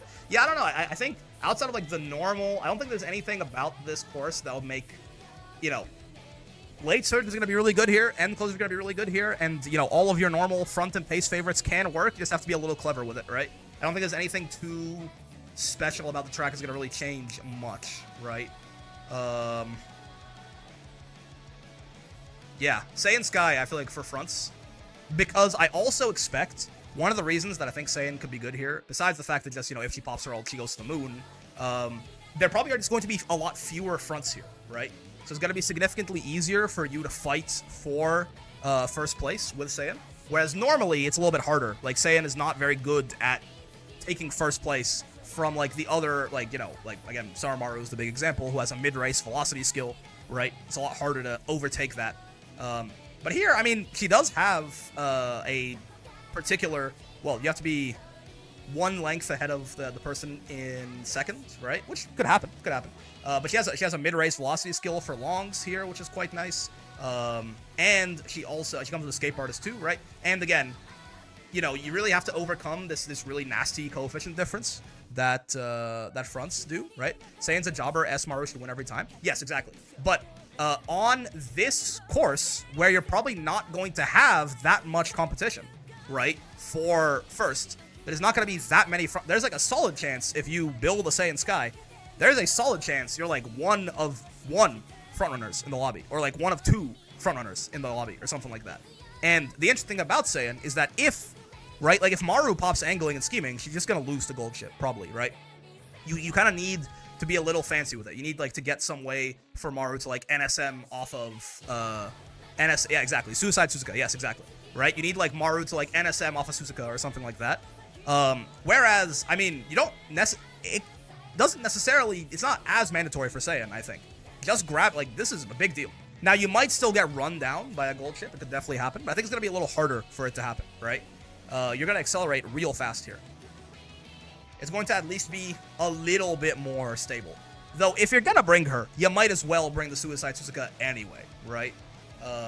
And then just obviously don't put angling and scheming on the Suzuka. But yeah, just have her die. And then, if you get a Saiyan Sky and she pops, like, NSM too good not to play for it, yeah. Especially if you get a Saiyan Sky and she pops don't have Suzuka, yeah, fair enough. That's kind of tough then.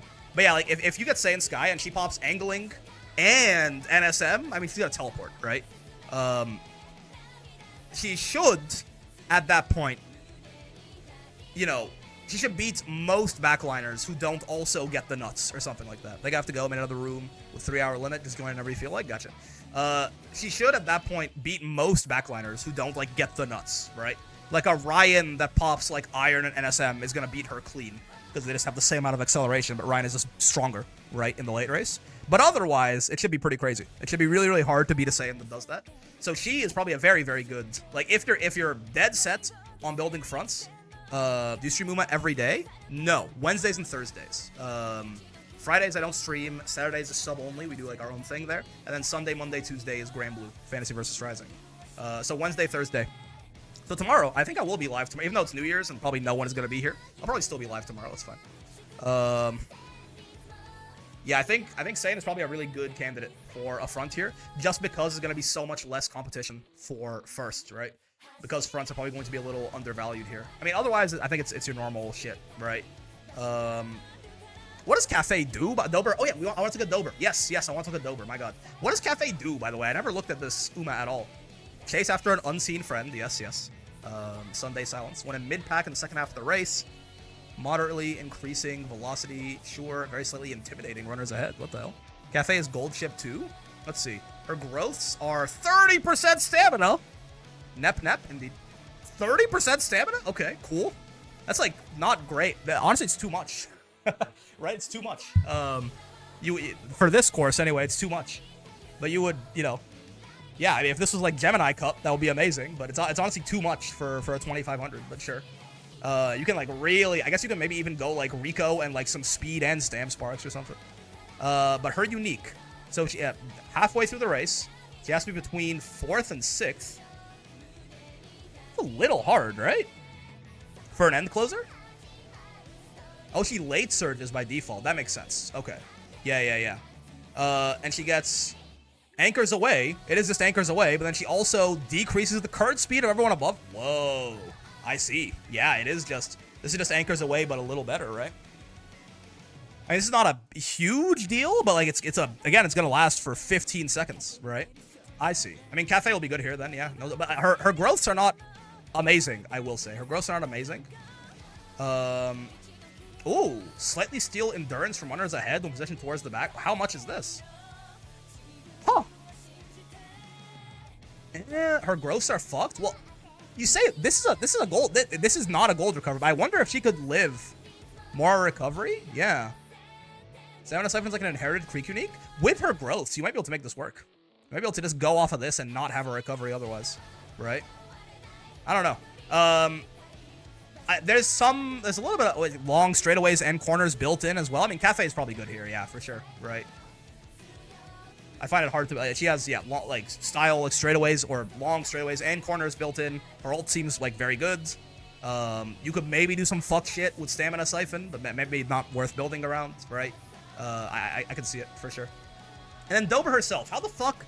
I need to memorize it. It's gonna be very important moving forward, right? I can't ever. I've read the conditions for this like 3 times and always forget when it activates in the mid race.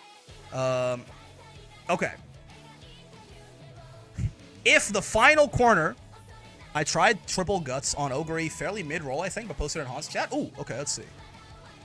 Yo, yeah, that's a viable fucking strat, man. Look at this. That's very interesting. But, oh wait, no. She dies, though. Yeah, this Ogre doesn't live, though, is the problem. Well, does she? I'm surprised you couldn't get higher guts. Oh, okay, I see. Yeah, How good is that Air Groove Guts card?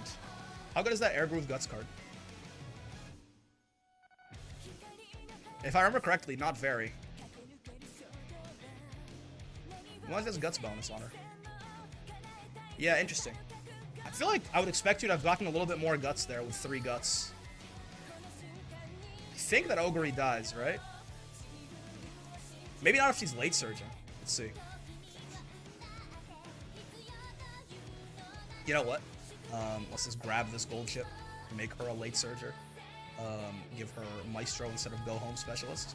And then make her 730. 798. Nah, she lives. She lives. Didn't get a lot of double or triple friendships. Yeah, she lives. What do you know?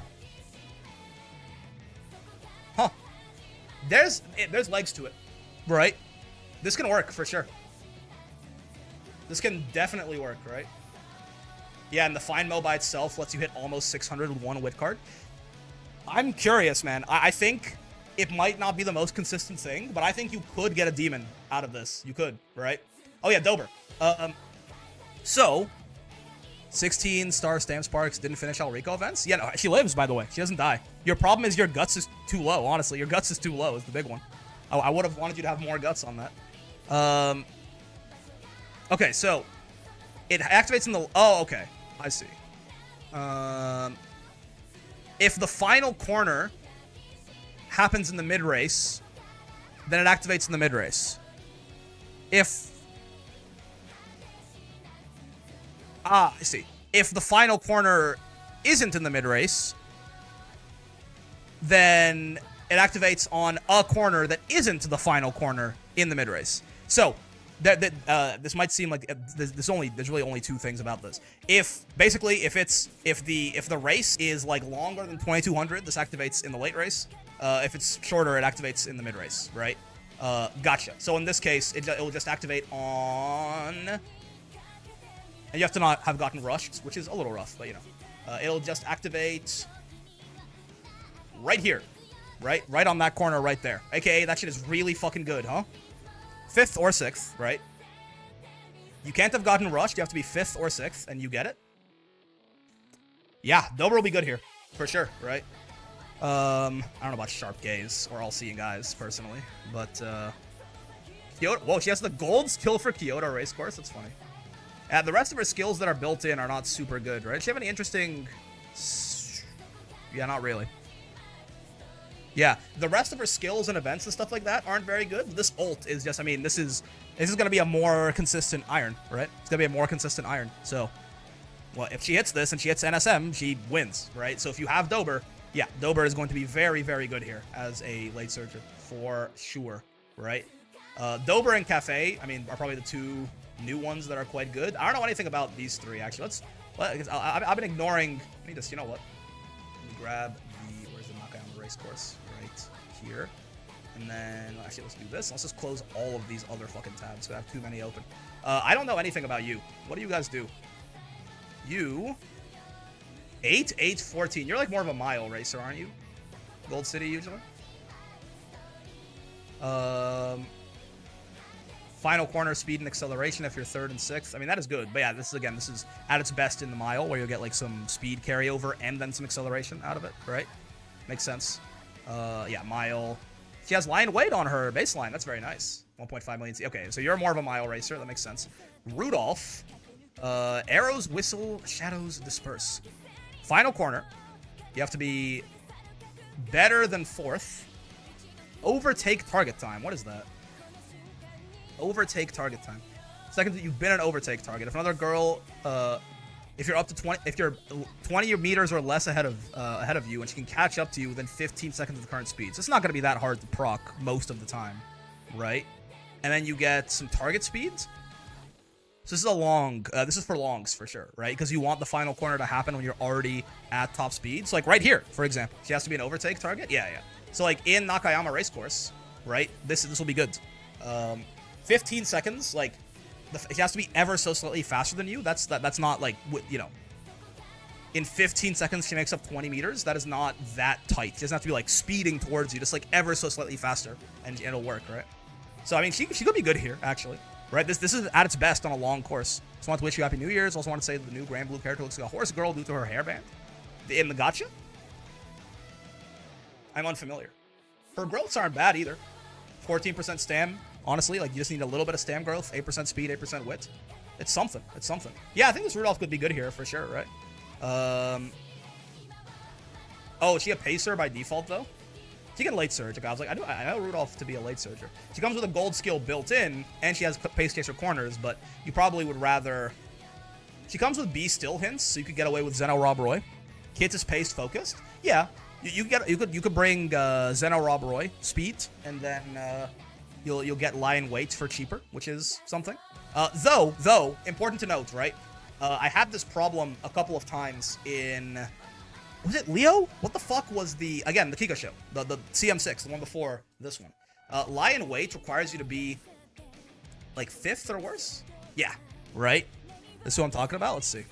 Horse girl? Holy horse girl! You're right. She does look like a horse girl. That's cool. It requires you to be... 5th or worse, right? This, unironically, doesn't happen in the early game or the mid game. But it is in the later half of the mid game.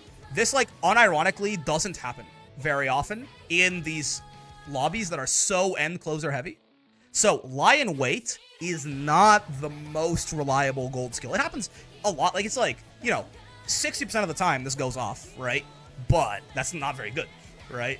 Especially if you're, like, you know, building Umastan, doing, like, you're not, like, sandbagging in the early game, as you should not be, right?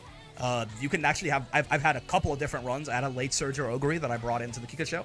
And, like, there were a couple of different runs where she was just, like, I say a couple, like, many times, she was too far ahead. I mean, I had lobbies in the Kika show where my Ogre was the pace setter. There were no fronts, no paces, and I was the only late Surger. So I became a frontrunner, right? That's extreme, obviously, but, you know, chances are there are going to be quite a few lobbies where there aren't 4 other people in front of you. There may not be 2 fronts and 2 paces, right? Or there may only be, like, you know, 2 to 3 other lates and you end up in the front of the pack or something.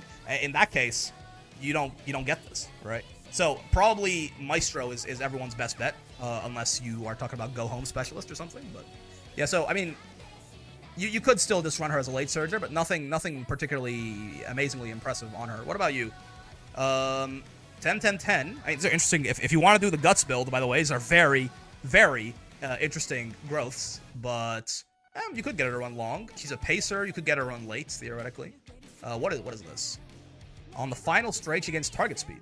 If final corner and on a corner, if you're between second and third and you've been an overtake target for 2 seconds, then you get the target speed. Or if you are second and trying to overtake first, then you get the target speed. Okay, gotcha. Cool. Check Tamamo. Let's see. She's coming up, right? Tamamo cross. Gold chip growths is interesting. Oh, that's like the festival one looks cool. White lightning coming through. So true. I don't know about the horse with the southern accent calling herself White Lightning, but sure. Over halfway through the race, you have to be not on a corner. You have to be between 6th and 7th. They put 6, 7 in my Tamamo cross. And is overtake. You are overtaking someone. Or halfway through the race, not on a corner, and you're between 3rd and 2nd. Interesting. So I guess you can run it as a late or a pace. Curious. You can pace late or end. Sure. You get some speed and some a lot of speed and some acceleration. Ooh, interesting. Okay. I mean, that can be... Huh.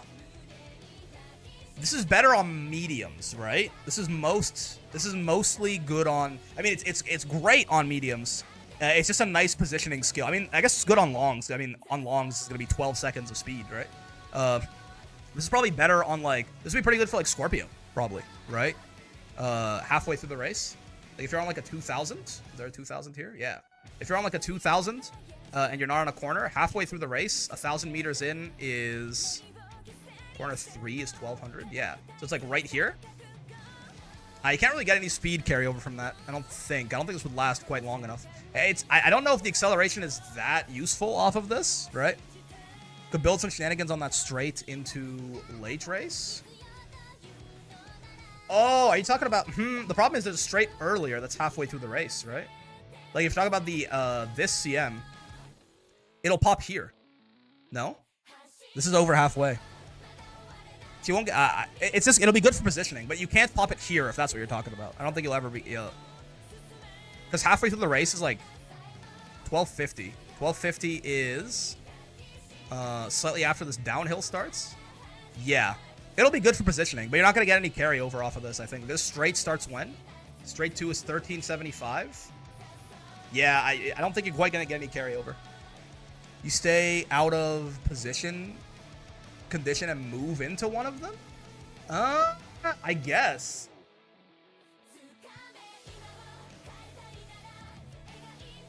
It's... I see what you mean. I see what you mean. Just a thought. I see what you mean. I think most of the value coming out of this is this, though, right? You'd be happy to grab this in the mid game.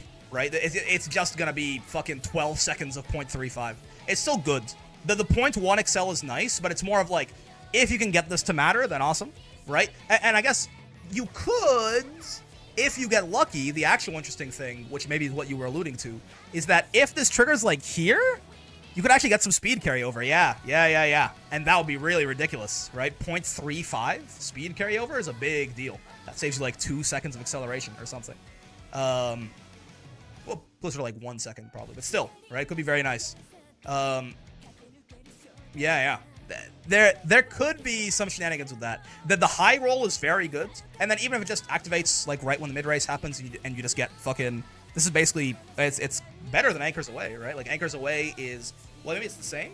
15 times 0.25 is 3.75 versus 12 times 0.35. Yeah, it's like it's more velocity than Anchors Away, right? For what it's worth. So it's gonna be very good for positioning you, if you're trying to get, if you're trying to get ahead. Especially if you're like late searching her or something, you're trying to, or pacing or whatever, trying to just get ahead of the ends so they can't pop NSM off of you. This is gonna be very good for that. Okay, cool. She does also have Spurt in her kit. Oh, does she? Okay, well, probably gonna be end. Oh yeah, you're right. Fast and Furious also. Mid race, late surge or velocity. Tail 9. Oh, this is gold tail held high. This is the first CM7 I'm trying to lock in, make dedicated UMAs for. So I'm sitting here listening to you up all these little intricacies and shit is frying my brain. I mean, I'm talking about the next CM, not the one that's starting tomorrow, but yeah. She has tail held high gold, huh? Ooh, this is a nice little horse, huh? Gold tail held high, gold velocity skill here. She comes with Spurt if you want to build her end closer. Comes with tail held high. Updrafters for Mile. That's very. She has Mile E, doesn't she? Huh. I mean, it wouldn't be. This is. 1 gets her to D. 4 gets her to C. 7 gets her to B. 10 gets her to A. So it's not even that hard. Yeah, 10 Mile Sparks is very easy to do. So and on Mile, you actually are definitely going to get speed carryover on this, right? Speed carryover and acceleration carryover. Like if you think about like a 1600 or something, or an 1800 even, right? Halfway through the race is going to be about 800 meters left. It's going to be like right here. You could definitely get speed carryover off of this, even if it just immediately pops. So she's actually probably very strong on this Tamamo unit. Probably just very good on a lot of tracks, huh? Eating a lot of skill points with the heal. I mean, only 1 gold is not that bad, right? Wait, Tamamo has which growth? Is that real? I didn't look at her growths. No, she's got the gold chip growths. Sin Gray comp one day. So true. When we get the anime collab Ogre 3 years from now. Oh, I actually look at you guys either. What do you do? I don't know about anything about you. Honestly, man, let's just take a look. Because I hate to stay up to date, right? I feel like you know what? All right, let's see. Wait, let's do some research. Let me grab this again. The last horse I was like really up to date with on like what they did was Summer Maru. So let's just let me just educate myself so I don't fall behind. Mesho doto desu. Let's go you, and you. And we've taken a look at you guys now and have a better idea of what you're looking at. Mesho doto desu. Hello. 20% stand, 10% guts. Interesting. Long and medium aptitudes. Late or pace. I never goof up. Interesting. This is the late race? Yeah. Late race, not on a corner. No, on a corner. Late race, on a corner, 3rd or better. Speed acceleration. What the hell? Oh, and change. I mean, you have to but this happens all the time in the late race, right? Huh. It's really good, no? This is a good ult. That's a good here. Right? That's just good right here. Yeah. That's like good in this one too. Mesho doto desu. This is a good fucking ult. Yeah, you'll be on a corner right there. And like overtakes in the late race. Inherit's good? No. I mean, not really, no. But the speed is probably not going to be that useful anyway. But the 0.3 acceleration is going to be very consistent, right? Usually these hybrid inherits not that great. Yeah, because both of these numbers are smaller by default.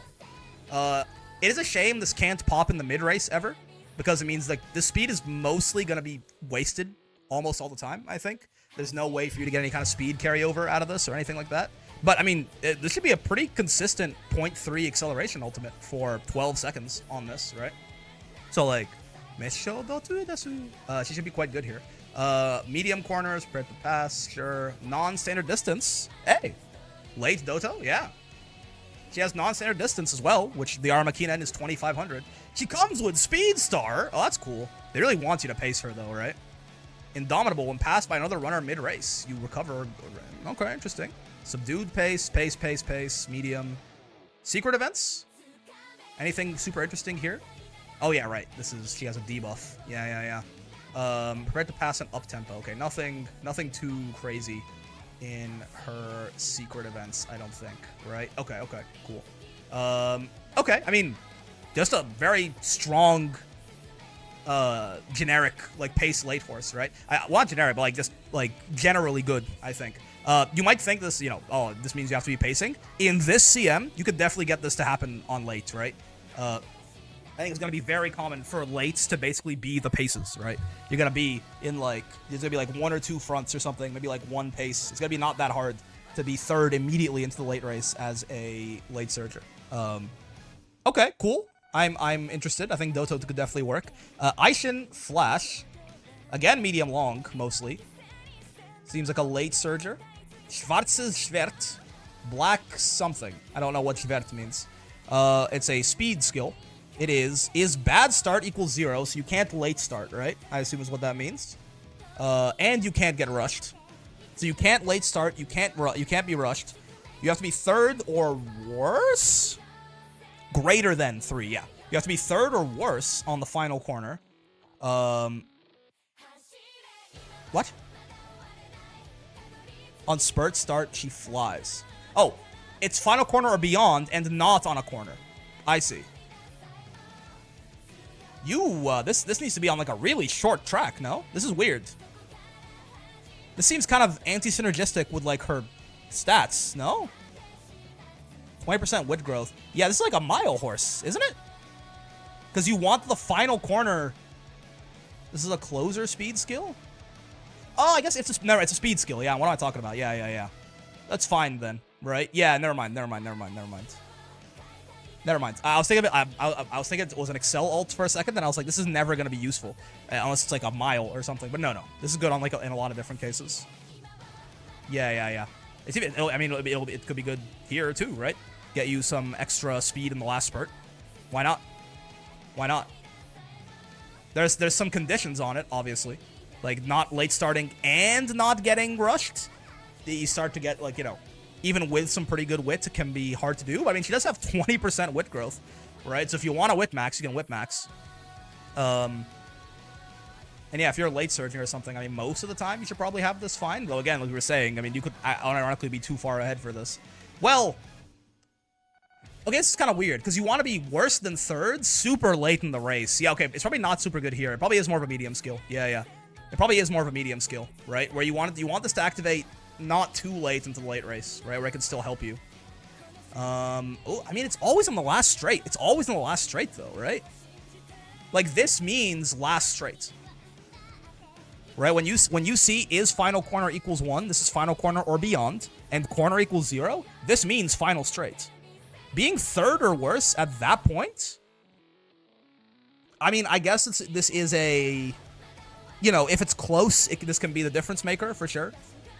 It's kind of like Pulse, I guess, is what you should compare this to, right? The closest thing I can think of this to is Pulse. It's very likely for late surge, and I'm saying that's a bad sign. That's bad. If you're not already, like, that might not be very good, but, like, it is a very similar thing to Pulse, I guess, right? Where you have to be between second and fifth, and you get this. It's Pulse-ish? Yeah. Except, I mean, this is last 200. Though, last 200 most of the time can occur before 200, only on really long tracks, right? Like, right here, it could occur. On the Armakinen, it could occur before 200, right? The final straight is 300 meters long, right here. But on every medium, basically, it probably will not, right? Well, actually, no, this is also a 300-meter final straight. How interesting. Yeah, I guess so. Yeah, it can occur a little bit before. Maybe that one is more. That one has a little bit of a weird shape to it, right? Okay. Yeah. She has Embody and Mind on Kit. It's crazy when both hit. 10 seconds of 0.35 speed. Yeah, I will say, right, something you can hold against Pulse 2, but Pulse is at least 0.45, so that helps a little bit. Your top speed is higher in the last spurt, like the actual last spurt phase, than it is in the late race. So velocity added directly onto that is less impactful there than it would be in the blue part of the track, right? Basically, like when I say the, like, you know, it's... Oh, what the fuck? Hold up. Let's maybe find a better example of this. In this blue part of the track, your speed is lower than this red part of the track, right?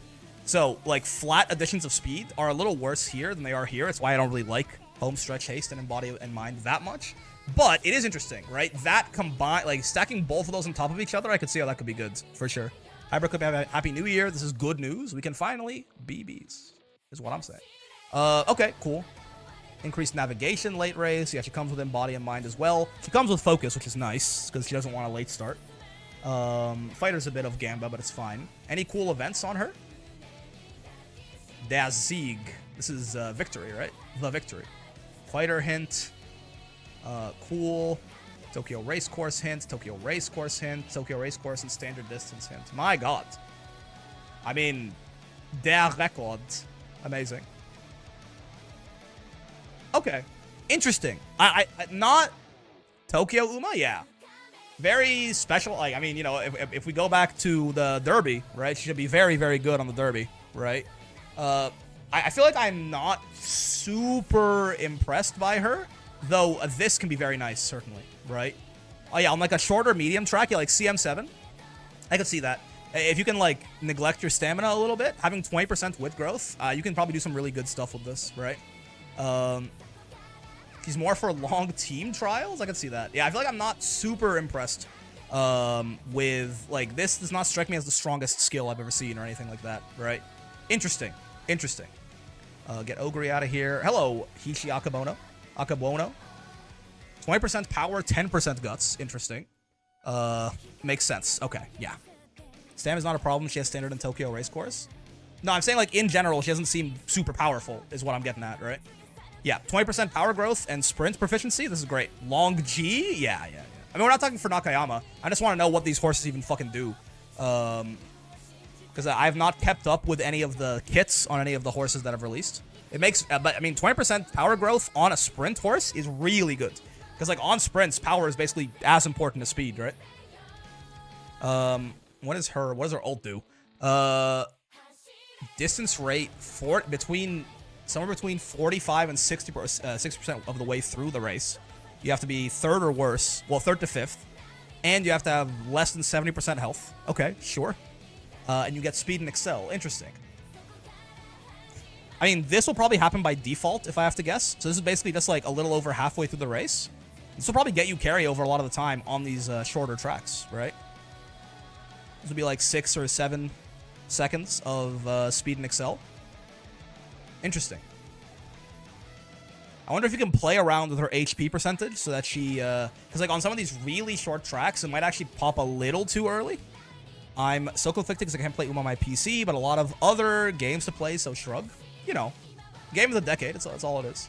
Like, halfway through the race here is 600 meters in. Is that the halfway point? Is that what that marker is for? Position keep ends. Oh, no, it isn't. Okay, gotcha.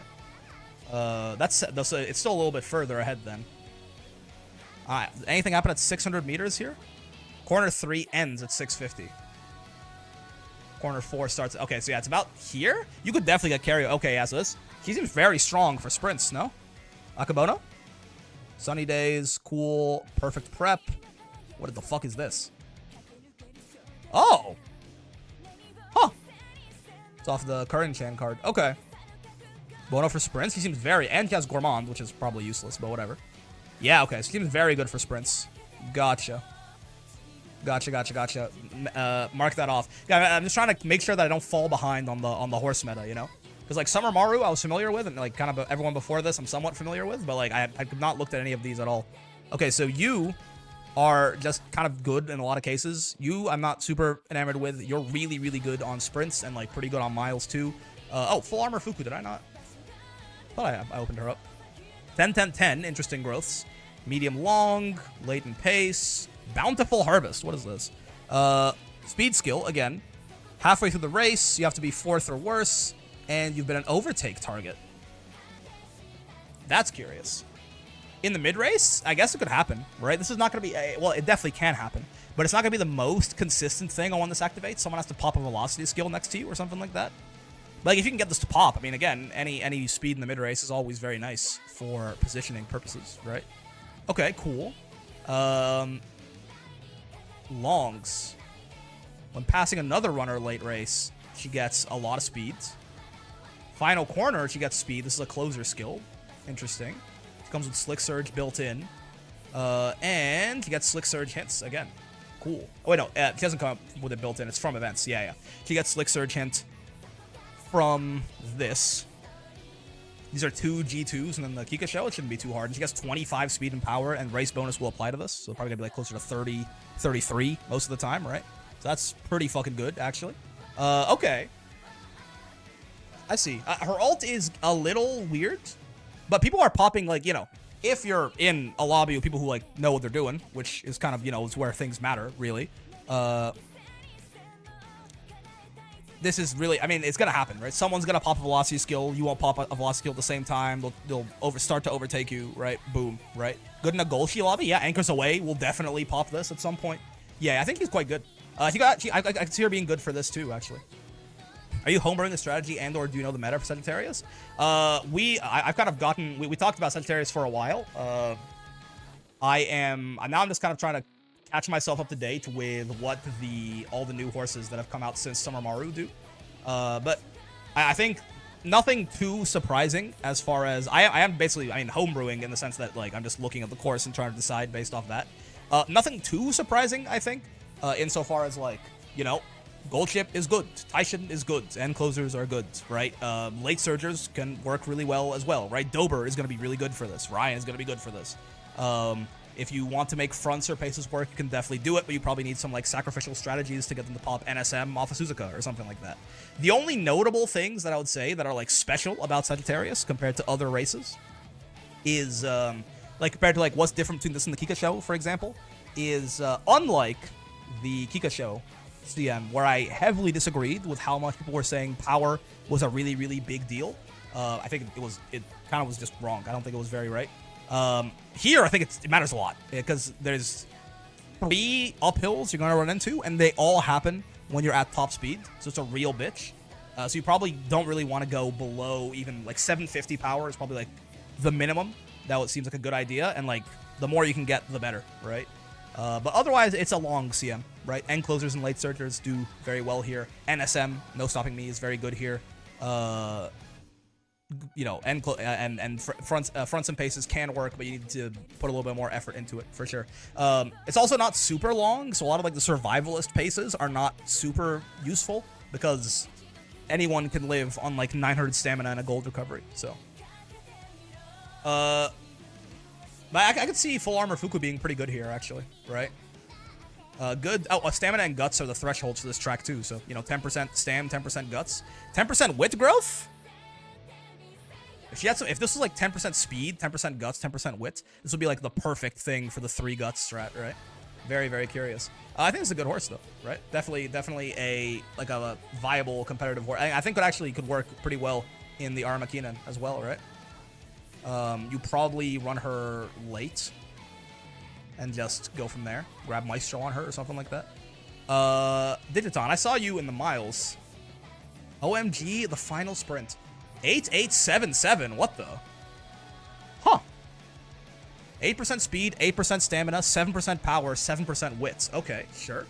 It's not bad, I guess. Funky spread. Yeah, it's a little too much of everything, but like, I mean, that's good stats. She can't run longs anyway, right? So this is not really for the Armakinen, but interesting to note at least what she might be good in different CMs later on. Lane movement speed and target speeds.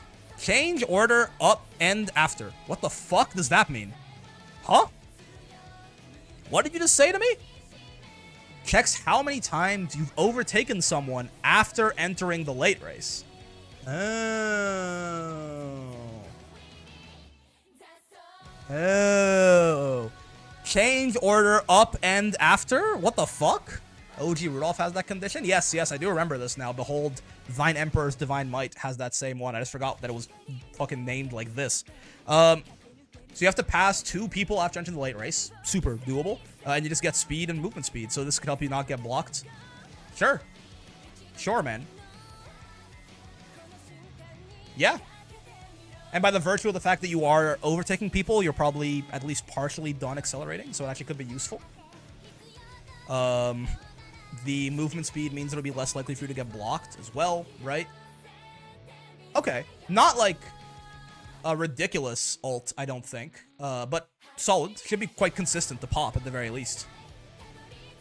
Comes with Uma Stan, obviously. And Super Stan, right? Yeah. So on longer mediums, right? On like the Derby or something, that could be very good. And yeah, obviously good for making Uma Stan parents out of her. How's Sagittarius looking? Looking like a long course, right? Looks like end closers are going to be very good. Late surge is very good. You're going to have to do some work to make fronts and paces work. Power is super important because of all these uphills. More so than the Kika show, I would say. But, you know, as we've talked about it, basically, there's nothing surprising too much here that jumps out about this track besides these really, really fucking nasty uphills, right? That's about it. You could attempt a funky-ass Guts build, it's true. I think there actually is a world where you could, like, really Guts max on here because the thresholds are stamina and Guts. You could really try to get, like, some 1200 Guts build going or something like that. If you have 1200 Guts, you can live this shit with, like, 700 stamina, which is literally just bring Rico and Stam Sparks, and you get that by default. So you can build the rest of your fucking build around Guts and Speed and Wit and go from there. I don't know, man. Maybe not 1200 Guts, but, like, even, like, 900 Guts or something. Your 700 stamina will get you about right. Yeah, I don't think she's super oh, Dirt! What the hell? Lead the charge. Interesting. Acceleration and movement speed in the late race. I mean, that seems quite good. Oh, wow. This is really good. What the fuck? I know it's Dirt, but like, okay, so for Dirt CMs, she's a monster, huh? Good to know. It's just, you just have to be on Dirt, and it's in the late race, and she gets 0.3 Excel? I tried again, and over 800 Guts with no Guts growth doesn't seem that realistic unless high roll, maybe? Interesting. The air, I will say that Air Groove Guts card you're using is not super good.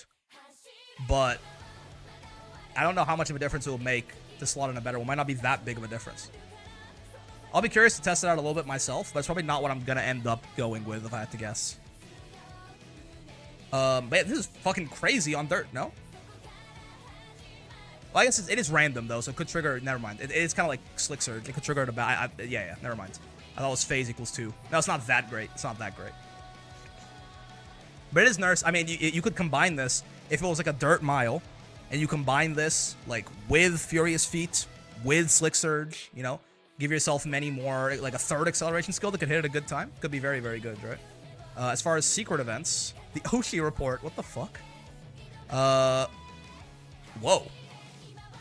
That's a lot of stuff. I don't know how much of that is in her actual goals.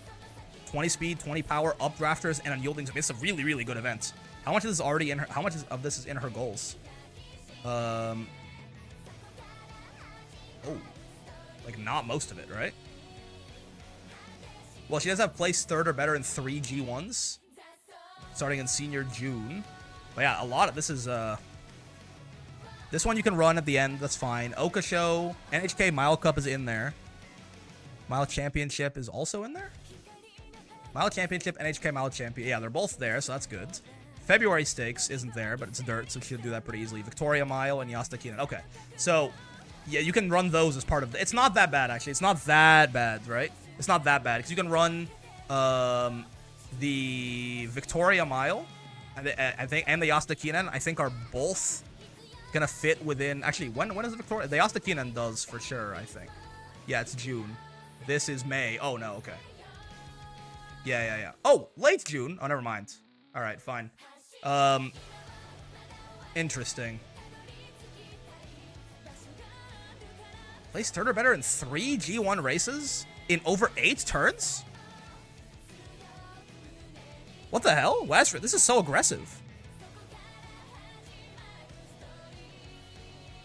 Really? Over 7 turns, you want me to run in 3 G1s?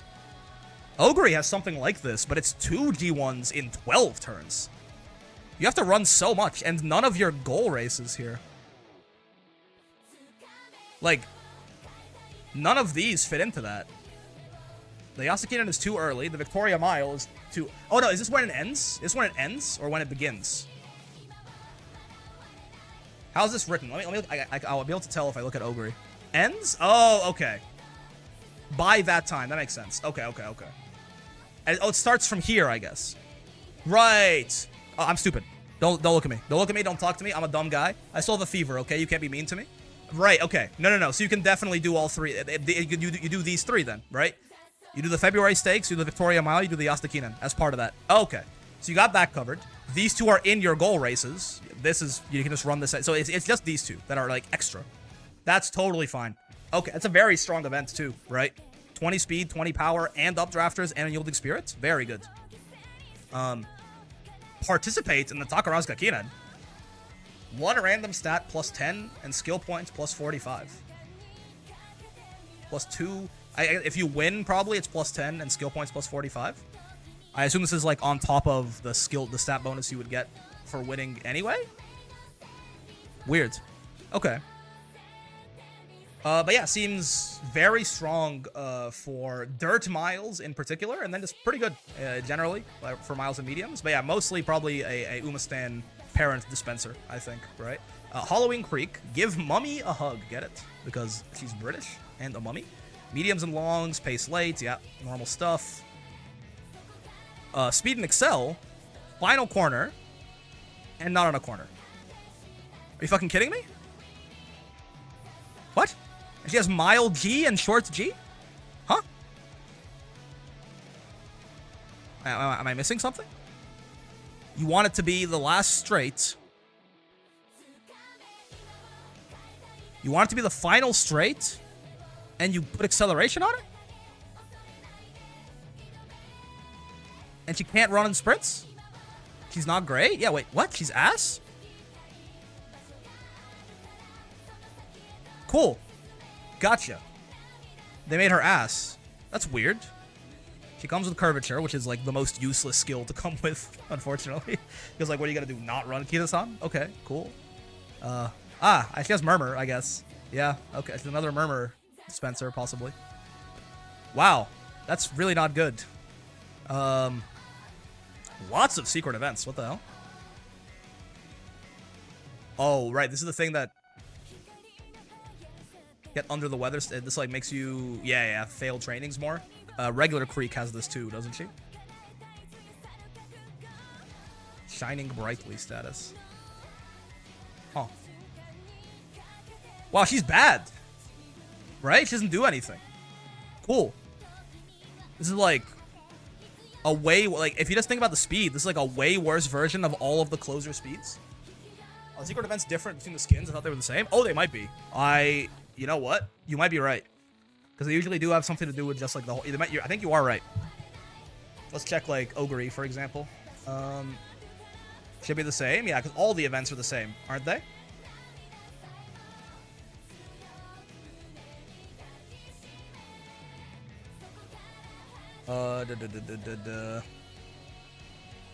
Yeah. No, they're all the same. Gotcha. Makes sense. All of the costume events are different. That's it. Yeah. Gotcha. Anyway, she's really bad. Cool. Her growths aren't horrible, I guess, but she's nerds. They hated. Wow. Okay. Cool. Super Creek sucks. Good to know. Nothing. Like she herself will never like. There's no track she's good for, right? Again, yeah, I could see like using her inherit on like a sprint, on like the sprintiest sprint you've ever sprinted. It could be good, I guess. Like a 1200 meter? Yeah, right? Even then, it's gonna be a little late. But, you know, on a 1200 meter, her inherit might be good. But, she's, wow. Cool. It'll be like 0.1 excel even then, right? So, Halloween Rice, on the other hand, medium long, mostly a pace, could be a front runner. Interesting. Probably have to bend over backward to get Halloween Creek to run sprints. Yeah. Halloween Rice, my goat. She won me the last long CM. Interesting. Stamina recovery. It's a gold skill, so that's good. It's the mid race. You have to be second or worse. Second to fifth. and you have to be an overtake target for 1 second, so that's like nothing at all, right? Very consistent condition, especially if you're pacing. And you just get a gold skill, and you drain all enemy girls ahead of you. It's not really that big of a deal, but yeah, just a gold skill. Sure, very, very consistent gold skill. Long straightaways, cool. Comes with Common Collected, nice. This is second half of the early game, right? They buffed this, so it's actually good now. Tantalizing Trick. Increase fatigue for rush runners behind position. Oh, this is like Trick front, but like Giga, right? Yeah. I mean, it's kind of like if you're running in a long CM and someone gets rushed, they're probably dead anyway. But if you really want to, but I don't think that's too good. Running her in my triple front team, she gets her ult 100% of the time. Since Suzu is always in front, and there's no wit check. Yeah. Very consistent gold recovery on the ult. I do like that. What are Rice's secrets? I actually don't know. If you win 5 times, this usually happens by right after your last goal race is when these trigger, right? So if you've won on Kyoto race course twice, 3 to 4 times, or 5 times. I see. Okay, good. So she is pretty specialized into that. It makes sense that she was good on the Kika show, right? Okay, I mean, yeah. Nothing. What are her growths? 15. Yeah, nothing like insane here, but especially if it's gonna be a Kyoto race, like the Kika show or something. And if it's a long, right? Nice to have a super consistent gold recovery ult. No wit check is very, very nice for that. So you just like throw Maestro on her afterwards or something, and you're good. Okay, cool. Yeah, Rice Shower is good, I think. Kawakami Princess. 20% guts, 10% power. Okay. Medium and mile, mostly late. Well, Princess must, in fact, long F, so she's not going to do anything here. Rice, by the way, I just realized Rice could probably be quite good for this as well, right? For the Armageddon, because you don't need a gold recovery if you bring her, right? So you can free up your skill points for like anything else. So Rice is probably pretty good here too. Though I say that, she can't late surge, can she?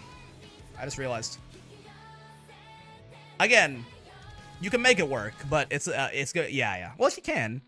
I mean, she has nothing in her race that. Because, like, this, unironically, is going to hit for late surges a lot of the time. Like, most of the time on this, I think. Especially if you throw a bunch of mid-race on them, like you can absolutely afford to do with her. And Gold Chip will absolutely pop this at some point. Yeah. It's an interesting thing. If you could get her to... If you can, like, even... I mean, you could honestly probably late surge her even on late C. You're just going to be worse at taking advantage of the uphill and stuff like that. But, you know... If you can somehow find a way to make that late a little better. There's nothing that says she can't really late surge here, right? You don't need a gold... Like, her ult is the only gold recovery you need. It could work. I think Rice could work for sure. You can't work here, but I just want to know what you do. Princess must seize victory. So true, bestie. Someone's trying to overtake you. Yep. On the final straight, you get speed. Sure. Close your skill. Nothing amazing, but it works. Comes with Nimble Nav, Unyielding Spirit, NSM built in, also Rising Dragon built in.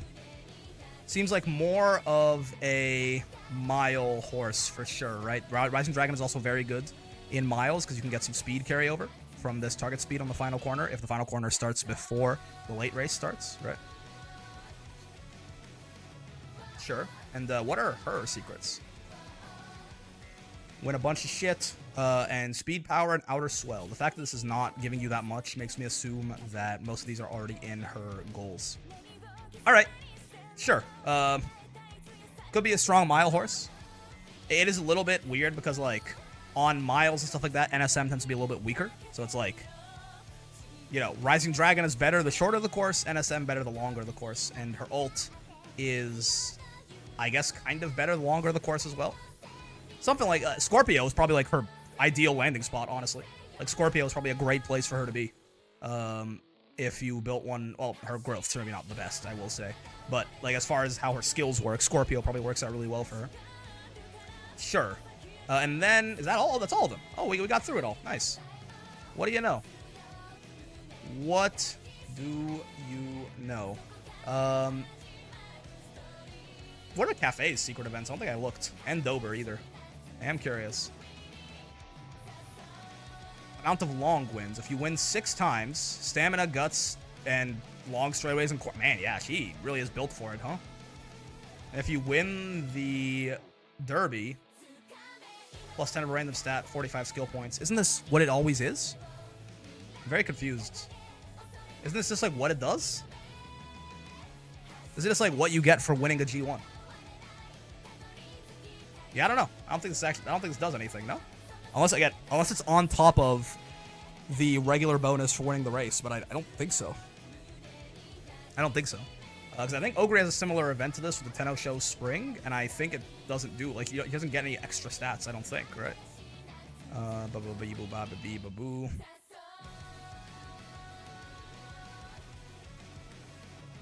Yeah, this is just like, you just get the skills you normally would get. Yeah, I don't know. I think those secret events are a little poorly phrased. And then what does Dober have for secret events? It was a different cutscene? Yeah. It's narrative, not mechanic difference. Oh, I already looked at these. Yeah, hers are not very special. Yeah. I mean, this is nice, the 20 speed and power. All I've got is not the most consistent skill, but like 20 speed and power for winning these three. Win at least 5 G1 races during year 3. Well, this is 3 of them. These all happened during year 3. Osaka High is right before the senior inspiration, right? So you have to win 2 more. It's not so bad. 20 speed and power is quite nice, right? Okay, sure. Yeah, I mean, so who like stands out as maybe like really useful for Sagittarius? Probably. Let me see. Like you, for sure, right? You're gonna be real good here. You are gonna be real good here. Rudolph can work. I think Rudolph didn't jump out at me, but I think she's fine. Like, yeah, it's not bad. It's a good ult, right? Like she's fine, but it's not like she doesn't seem like particularly special or anything like that, right? Whereas you guys were a little bit more impressive. Oh wait, let me screenshot. Let me not include the name, I guess, so I can have them be somewhat symmetrical. Though it's not really gonna end up working out that way, right? You. Halloween Rice, actually, I really do like the fact that you get to just not spend on a gold skill. But again, I think you just have to be a little careful with the fact that you probably either want to run her as a late surger, or if you're going to run her as a pace or a front, then you have to do the classic long thing where you have a Suzuka die and have her NSM off of it, right? Let's see. Super comfy to run? Yeah. I mean, if you're going to let Summer Maru pop NSM off of Suzuka or something, she's never, like, not going to be good, right? Like, it's very hard. But, again, take your fronts with a grain of salt here a little bit. But, like, if you're going to build a strategy around a frontrunner, it is a little difficult to not do it around her. Restless will also activate on the uphills, so, you know, she comes with the gold recovery built in. You don't have to, like, bring Creek or anything like that, which gives you some more deck building flexibility, because the uphills only happen in the mid-race. And then it's like all of the end closers, probably. Right? I mean, you can end close, can't you? Yeah, right. Actually, how are you different from... Oh, you come with Maestro? I see. But yeah, otherwise, you're the same as, like, you know, both of the Mayas are probably going to be fine. Oh, Shadow Break, right? I need to get this in my head, too. How the fuck does this work again? I always forget. Oh. Okay. Mid-race, and someone is overtaking you, or you're overtaking someone. And then it has to be the final corner.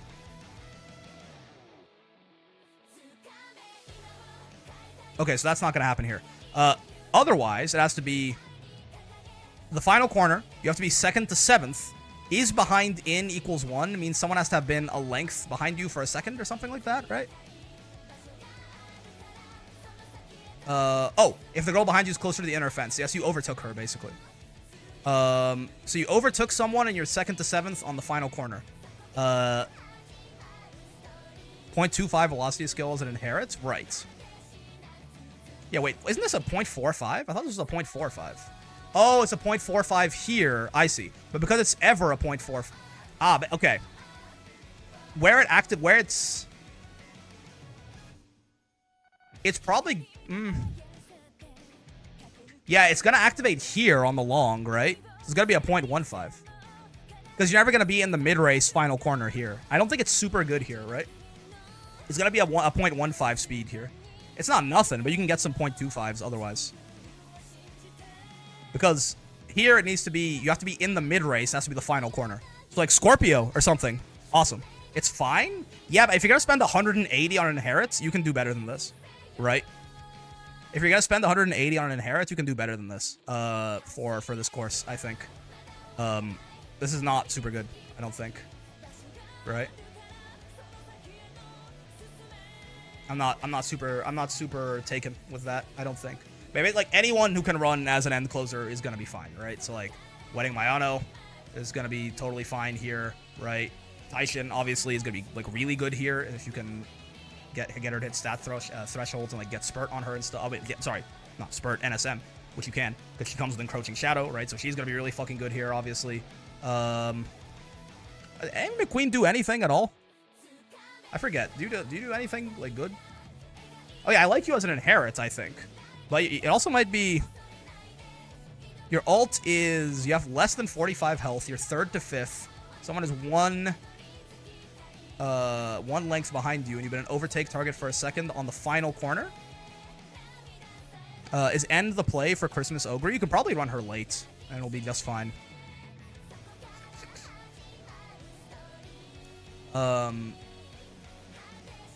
Oh, I should bring Christmas Ogre in here, obviously, too. She's just not... She's upcoming, but yeah, she will... I think, even though 777 is a little bit late in here, it's not that late. It's 50 meters into the late race or something, right? Where is Nakayama? 2,500, right? It's right here. That's 50 meters into the late race. It's not so bad, right? It's really not so bad. So you can definitely have Thanos do her thing. There she is. Right? You can run her end if you want. You can definitely run her end. Spurt will be more consistent for you than Slick Surge. But you can also, I think you can totally just run her late as well. I don't think there's anything wrong with that. Just make sure to, whatever you do, make sure to stock up on a shit ton of mid-race. Yeah? But yeah, late or end should work just fine, probably. Yeah, she even gets velocity on the final corner. Amazing. This is way better than the corner acceleration, corner connoisseur that the other Ogre comes with, right? Yeah. But yeah, I should include her as well. Obviously, she's gonna be good here. Oh, Aisha. I took a screenshot, I thought. They don't believe me, man. They don't believe that I took a screenshot. There she is. She's gonna be really good here, too, unsurprisingly. McQueen's ult is interesting, I will say. The one that can do it all? Yeah. You have to be 3rd to 5th on the final corner. You're going to be at less than 45% HP, probably, or it'll happen at some point on final corner or beyond. This is a nice ult. This could be, I think this actually is, could be a pretty good ult, right? The growths are not amazing, though. This could be a nice Inherits, though. Legacy of the Strong. I mean, 10. It's not so bad, I guess. Cooldown is kind of worthless. Beeline Burst is kind of worthless. Yeah. I don't think she's bad. I think she could be good as an Inherits, though. Right? I think grabbing Legacy of the Strong as an Inherits is probably quite nice. Actually, is it a 0.15 or a 0.25? 0.15. I mean, it lasts longer than Shadow Break, I will say. So that's something. But yeah, 0.15, it's kind of cringe. Yeah. Not worthy of getting a screenshot taken of her, but maybe interesting. Maybe interesting, right?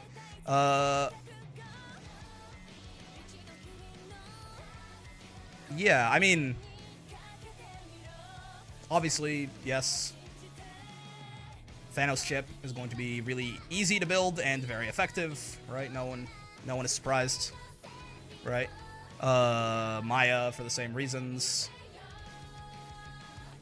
right? Ryan. Oh, I always keep making these screenshots too big. Ryan will be good here too. And honestly, if you're running Ryan, give her Dober ult, and if you're running Dober, give her Ryan ult. Why not, right? Why not be able to hit Iron and moving past and beyond and NSM and fucking Slick Surge or something? Who gives a shit? Why not? I really don't think I like Tachyon or Creek here that much. Original spell. Let's see. What the fuck does she even do? What does she get enough? What does Shooting Star do? Late race. You have to be not first. 2nd to 5th. and you overtake someone, you get speed and excel. Yeah, it could happen, right? I guess the problem with this ult is that you're quite likely to get acceleration value out of this, which means that you're probably not going to get very much value out of the speed, right?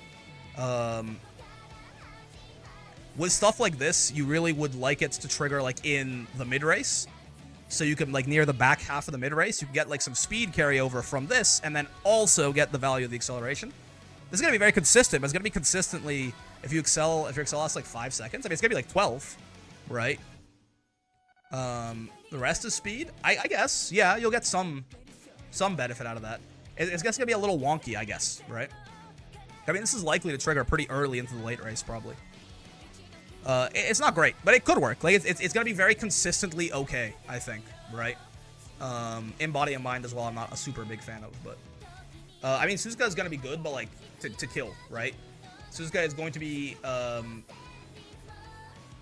don't want to use the word mandatory, but, like a Suzuka that dies is going to be the primary way that you, if you really don't want to build end closers or late surgers, you, like, have to have a Suzuka and kill her, I think, right?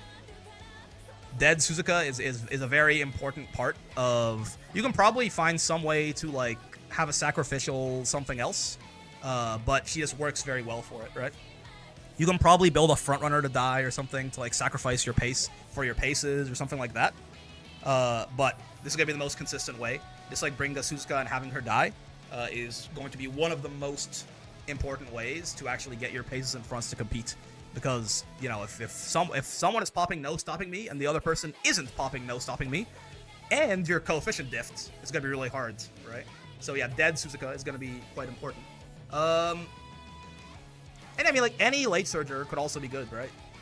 Like Grass Wonder, Rudolph, like any, they're not necessarily like jumping out at me as amazing. Like, if you were gonna just default to something, ends I think on average are going to be better than late surgers because like, you both have NSM, but it might be more consistent for the end closer to pop NSM.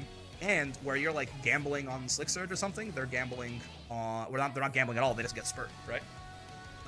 The one thing you could do with a late surger, right, is, again, because you have that natural kind of length difference between you and the end closers, and you're not going to get coefficient mogged by them, right? You can actually fight them in the late game, unlike paces and fronts.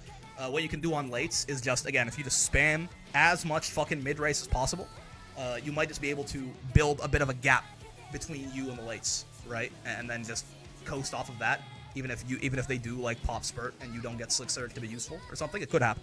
Yeah, like, anyone who can run as a late surger is fine.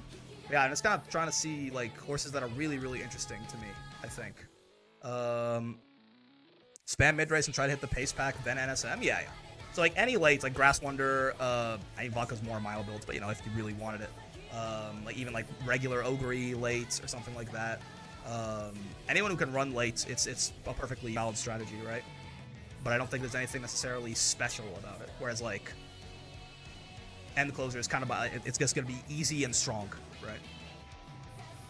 And then I have, like, Dober and Ryan here, because they are, like, very special late surgers, obviously, where they can just instantly win.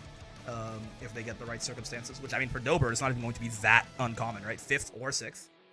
Next, you have to not get rushed, but Dober should be very, very, very strong here, I think.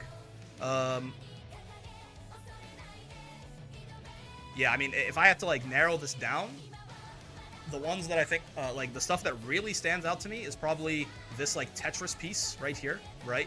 Gold Chip, Christmas Ogre, Taishin, Cafe, Dober. Feels like it's going to be real strong. Yeah, like this is a scary Tetris piece. You can certainly Secret Say. You're talking about Saiyan Sky. Saiyan Sky can work for sure. Yeah, even Saiyan Sky. I should put her on. She's good. She's special enough, actually. I should put her on too. Yeah. I am disrespecting her, right? Saiyan Sky can definitely fit in here too.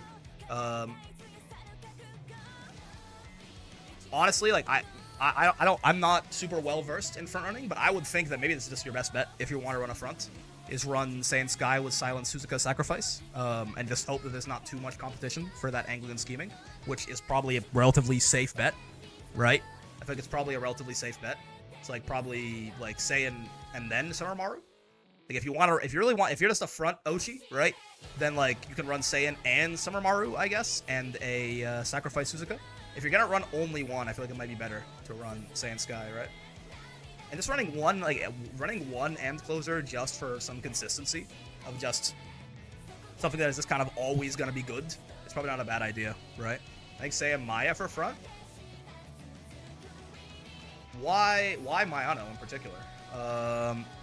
So they can position keep?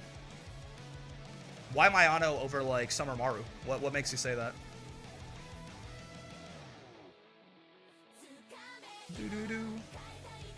Just because of this? No.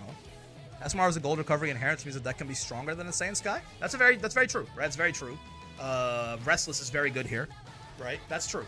So you might be able to build a stronger Smaru. It's just that, obviously, the angling, where Saiyan usually has a very hard time getting angling, because there might not be very much competition for first tier. There probably not going to be very many fronts at all per lobby.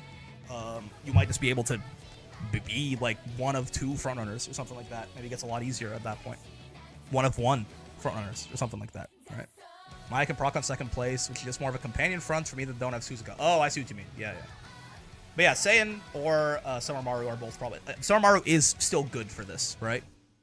Many people do put Summermaru ahead of her because of that reason. I see what you mean. I don't... What are the growths on these two characters? Is something that I should know better off the top of my head. But again, this is what I get for not being front build enough. 15-15 versus 10-20. Interesting. Yeah. Stronger mid game plus stronger deck. Yeah. I see. Saiyan isn't weak by any means. Yeah, I see what you mean. Though. Restless being here is very good for sure, right? I'll be getting Xmas Mayano support. That'll cover the Restless. Restless is very good for sure. It's very good on this track in particular. Anyone else who stands out as particularly notable here? I don't think so. Not anyone who's out right now, anyways. I don't know what's coming out between now and then, actually. If we scroll all the way down to like where we are now, Tamamo's like the last thing that's even remotely like usable, right? Like the Haru and the Opera O are afterwards, I think. Does Fine Motion do anything interesting? Well, I mean, Long C, it could be workable. It could be workable. Fairy Tail. Halfway through the race, second to fourth, someone's trying to overtake you, or you're trying to overtake someone, you get some speed. Okay. Daughter spotted, yeah. Nothing too exceptional there. What are her growths? 15% power, 15% wit? Ah, okay. This might be more of a mile horse, is what I'm... Because, yeah, this is probably also better on mile. You might get some speed carryover here. Medium corners. Speed Star, obviously, yeah. Determined Descent. Gotcha. Yeah, this is not her race. I don't think she's bad, but I don't think she's good here. I don't think she's good for the Aramakinen, right?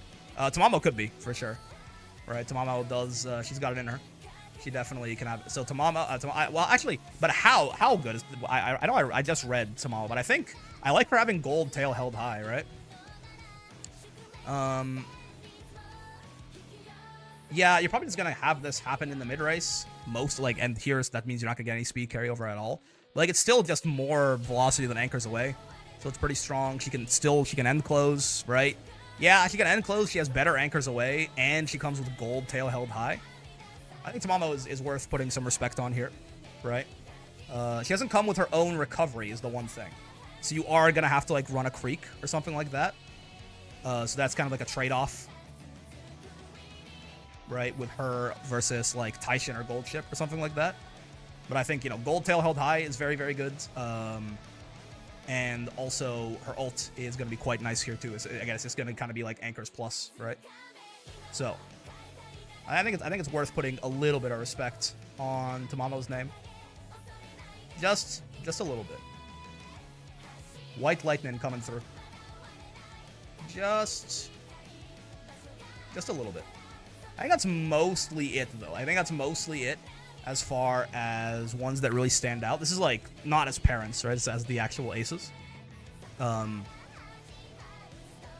There's a lot more that can work, but I guess, yeah, these are the ones that sort of stand out as, like, particularly effective or impressive, or there's something about them that makes them really good with this course in particular, or something like that.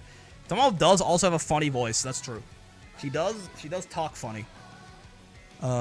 Rick's reaction to Sin Gray waiting room. You know what? Good news. I have started watching the anime. Bro, can we fucking talk about this for a second, actually? I started watching, well, I restarted watching the Uma Musume anime, because I had watched all of season 1 with a friend, and then we watched the first 3 episodes of season 2 of the Teo season, right? And we just kind of we stopped. We got distracted. We were watching other stuff like that. But, like, I always wanted, like, you know, we were always, I kept, you know, we should go back to it. And we did yesterday, right? Yesterday, we watched, like, the next, like, 5 more episodes or something like that. Dude, what the fuck is that Tokai Teo season, man? What the who fucking hurt them, man? Season 1 was like, you know, like, yeah, sometimes it's like, oh, like, you know, Spechan, you trained so hard for that race and you lost. Oh, it's, you know, but, like, it was like a goofy, funny, like, silly thing, right? What the fuck is happening in season 2, man? I think it was like, you know, I'm gonna try and be vague in case someone has not watched this, but, like, in the episode with the concert, if you know, like, with the short Tokai Teo short performance, right? I think I was crying for 20 minutes straight. I think that whole episode I was crying. What the fuck was that about? What the hell, man? I was not I think I wasn't emotionally prepared for that. I thought it was gonna be goofy, funny, silly horse anime. What the fuck? Huh? It's very good, right? It's actually cinema. But, like, I wasn't ready, man. Didn't take you as a sobber, TBH? I've been slowly trying to undo the mind control that's been put into me that men aren't allowed to cry because that makes them gay and being gay is bad, apparently, or something like that. It's taken a while, but I've gotten better at it. I still have a really hard time crying in front of people. I basically can't do it, even if I really, really want to. Even if it's someone I really, really trust. I basically cannot cry in front of anyone who isn't, like, my mom. It feels like there's like a fucking valve in my head that tells me that I can't do it, which is really sad. I'm trying to get better about that. But if I'm just, like, sitting fucking watching a TV show on a Discord call with a friend who can't see me cry, yeah, man, I was losing it. It was okay. Again, it's spoilers, but if you don't know what I'm talking about, then you're not gonna know the scene I'm referring to, so you're not gonna know when it happened. So it's not a spoiler, but it was at the end of the one episode where she watches McQueen run and she times her and then she gets really sad, right? And then following into that, the next episode, the Tokai Teo short performance, that, like, entire stretch was like, what's happening? What is happening? I want to kill myself. I'm dying. It was so sad. It was so emotional, and, like, it was happy at some points, I guess, but it was just tears. It was tears for the whole fucking thing. I wasn't ready for this, man. I'm happy it was good, I guess, but it's like, I thought it was gonna be goofy, stupid anime. They caught me off guard, man. All the sauce special we lacked went straight to Teo, I guess. No wonder nobody fucking, no offense to Lil Spica, right? No offense to Lil Spica, but no wonder nobody views her as the fucking protagonist, man. No wonder Special Week is, like, weirdly kind of overshadowed by, like, most of the other. Because, like, I mean, they just didn't do her justice, man. Season 1 is, like, a fun, nice anime, you know? Like, it's very, it's very safe, you know? It's like, the horse girls are cute, and I like that the horse girls are cute. I like that it's got its moments and stuff like that. But they just, like, weren't trying as hard, man. They just weren't trying as hard as they did with Teo. They do her justice in the game's main story? Okay. Season 1's good. It's not bad at all, right? But it just feels like they weren't trying. They were playing much, they're just, like, playing much safer, I guess. The Teo season is way better, right? It's a very, very good story. That's good. Okay, maybe I'll look into that. I've not played, I've not read through the game's main story. Like, I just kind of skipped through it for the carrots. But yeah, man, I We have 3 episodes left of that Teo season, I think. God damn. Dude, can I just say? I'm like actually getting fucking I don't think I'm ever gonna fucking cry on stream, by the way. Like the mind control again, I wish I could. Like the patriarchal mind control, I think is gonna make it so I can probably never cry like in front of people I don't know, especially. No offense, fellas. But like as I'm thinking about it right now, I'm like getting emotional again. Dude. The fucking we paused. We had to pause while we were watching it when Kita-san hands her the good luck charm, and she doesn't take it. I wanted to kill myself. We paused multiple times in that scene. We were just like, nope. But wait, what if he just didn't watch this? What if he just stopped watching this right now? What if he just never watched this anime again? What if it's actually because this is my like really big weak spot in a lot of this stuff is always kids, right? Kids having a really hard time gets to me in a way that very little else does, right? And it's just like, oh, she worked so hard on that, and oh god, oh fuck, oh Jesus Christ. I had the mind control until something profoundly sad happened to me, and I can cry in command by thinking about it. Well, I'm sorry, obviously, that something profoundly sad happened to you, but I guess I'm glad that you've broken free of the mind control. I'm working on it. It's a work in progress. I'm a lot better about it now than I used to be, but there's there's a lot of times I would even fucking, like, if I was crying in private, I'd be like, stop that. It's fucking gay. You're an idiot. I'm better about that now, but I have to break through the final frontier and allow myself to cry in front of people, I think. That's a harder one, right? We'll get there.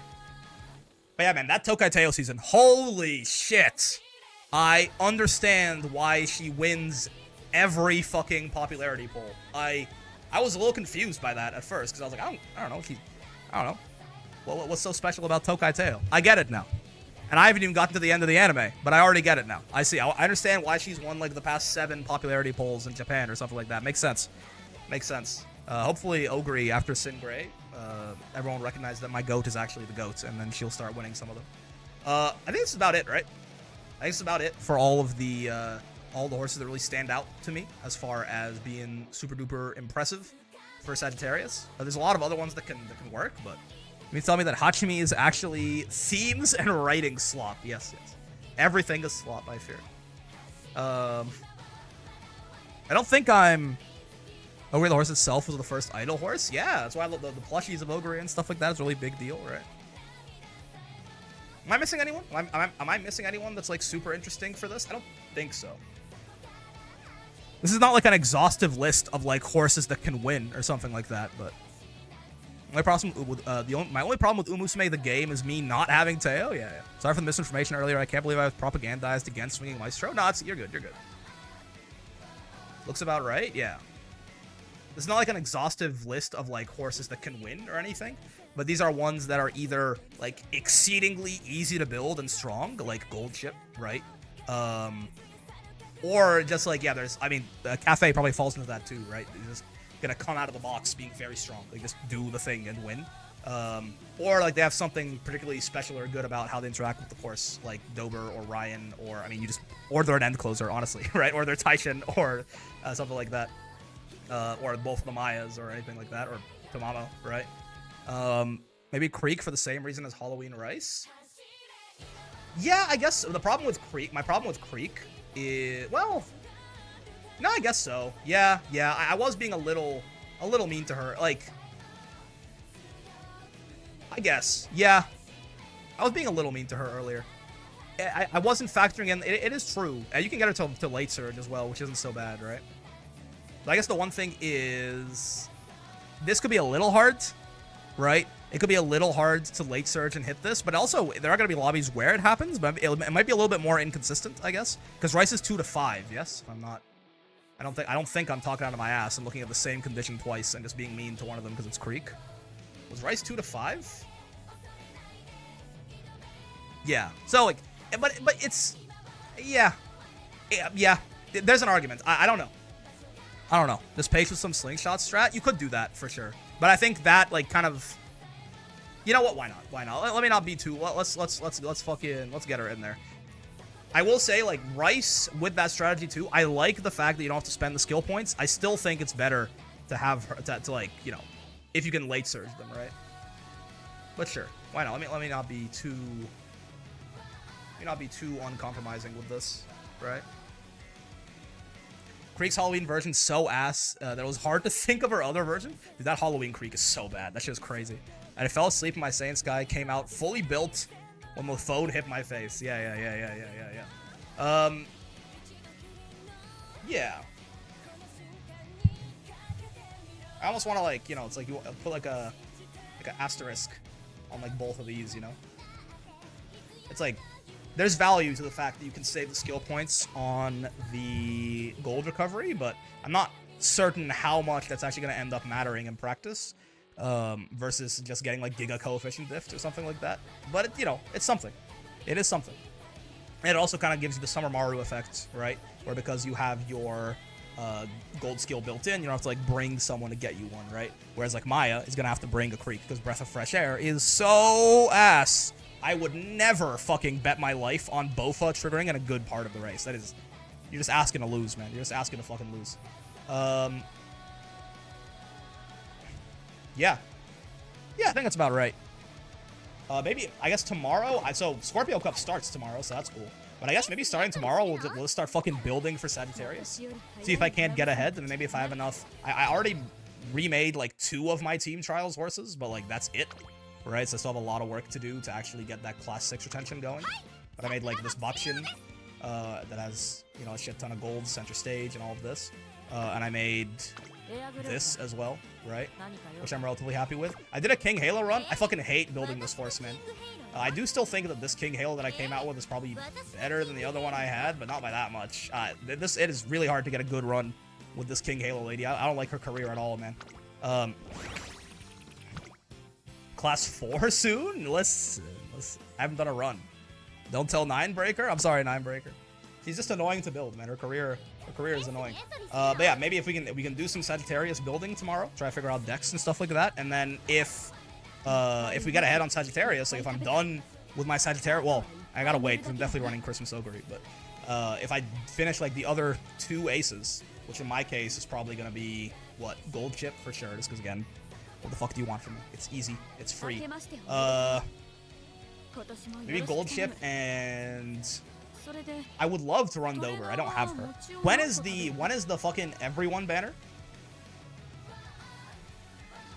Give me some Uma.moe. Uma.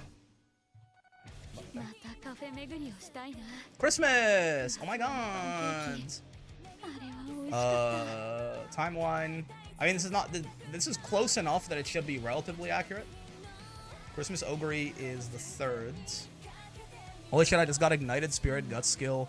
And isn't this thing busted? Yes. Yeah, it's more like, why would you... Normally, it's like, why would you ever get that one, right? But if I remember correctly, that one is speed and acceleration, right? It's very good. Right? Like, the Burning Spirit Guts is... Yeah, 0.25 speed, 0.3 excel. That we call that an ultimate, right? That's a fucking ult. That's like the ult of a lot of horses. Very, very good, right? Estimated February 2nd? Ah, okay, so I'm not running Dober. Gotcha. So maybe gold chip, Christmas Ogre, and could run Ryan. Could just run Maya though. Yeah, maybe just gold chip Maya and Christmas Ogre. Yeah, I think that. So we'll build gold chip and Maya, and then we'll wait for Christmas Ogre to come out, and then that'll be the last thing we build for Sagittarius. Can you bring 2 of the same? Can I bring Ogre and Christmas Ogre, or no? Is there any? No? Ah. Is the benefit of getting Dober on the Everyone banner just so you don't have to worry about getting Dober dupes on your way to pity? Not really. It's more that almost any of the 3 stars that are currently out right now, I don't have. So, like, even just getting a random, like, I value the potential to get a random scatter shot of like, any of the horses that have come out. Because, like, any of the ones that could be good as parents or good in, like, certain lengths, something like that, I just don't have anyone, right? Yeah, but those are also on Dober's banner. Yeah, but there's a higher rate of getting... I don't want multiple copies of Dober. there's a higher rate of getting any one of those random 3 stars on that banner versus on Dober's banner, right? Whereas there's a much higher, like, what I exchange for that is the chance of getting multiple Dobers. It's not that I'm trying to avoid Dober dupes, it's that I don't need them, right? So, on the 1 banner, yeah, we got this, it's good enough. On the 1 banner, right, it's like, I get more Dobers and less of everything else. I don't care about this. I don't care about the more Dobers. I care about the less of everything else. On the other one, I get less Dobers, which, again, I don't care about, and then I get more of everything else, which is what I actually want, right? So that's where we're going. I believe that's right, anyway, right? Like, the rate up that they all get makes them slightly more likely to pull, right? That's what I meant by avoiding dupes. Like, yes, but I'm not avoiding dupes of Dober. I want to pull more random horses. You understand? Like, I don't mind if I get a bunch of Dober dupes, but it's more that I care less about Dober dupes than I do about getting a random scatter shot of 3 stars. Is what I'm... It's not avoiding dupes, it's chasing random horses, yeah? Chasing random horses that I've released. Because almost any of them will be something I don't have. Check out this Taishin I posted in Haunts. Oh my god. 1066 speed is kind of slow, though. I don't know. Funny. It's funny. It's funny and 600 power. It's funny what you sent me. It is very funny. What was the deck for this? 3 guts, 2 wit plus Rico. Yeah, I think... Check the deck.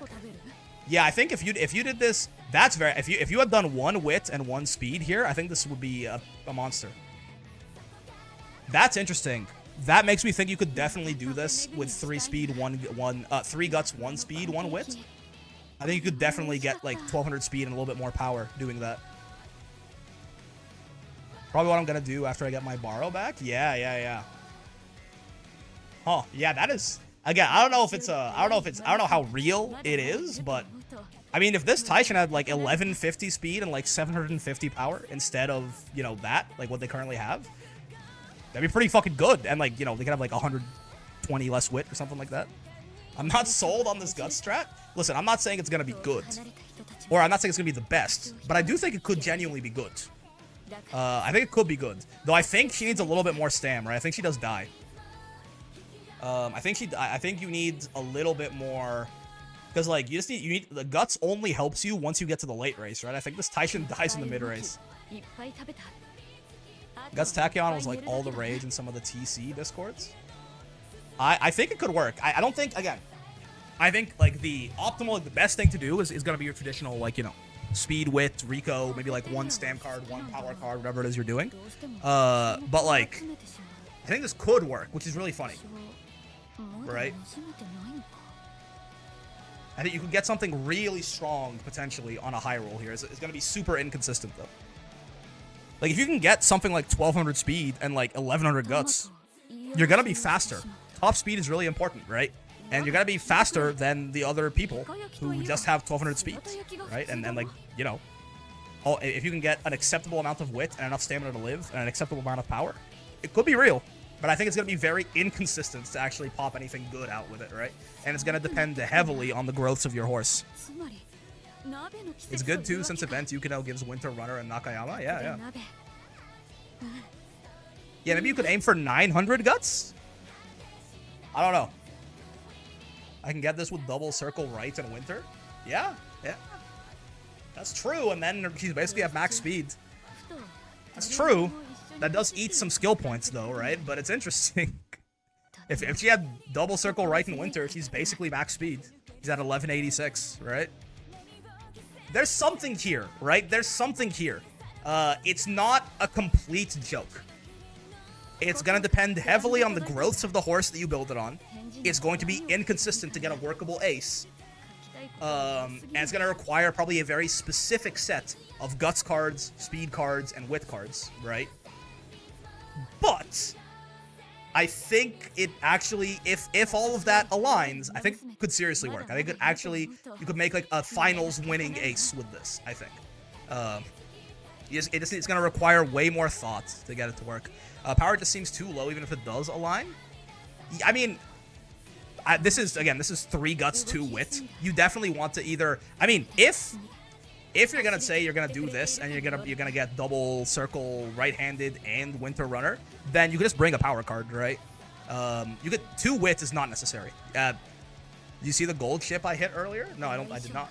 But yeah, like 2 wits is not necessary. You can try and get by with like 550 wits with like a fine Mobaro or something. Maybe like Amazon power? Yeah. Right? And then you can get to like 800 something power. And then you're totally fine. Assessing how much speed I can get with no speed cards? Yeah. Right? And again, I mean, if you can guarantee right-handed and Winter Runner off of the Yukino Bijin and right-handed off something else, then like this is enough speed, right? You gotta eat some skill point tax for it, but it could work.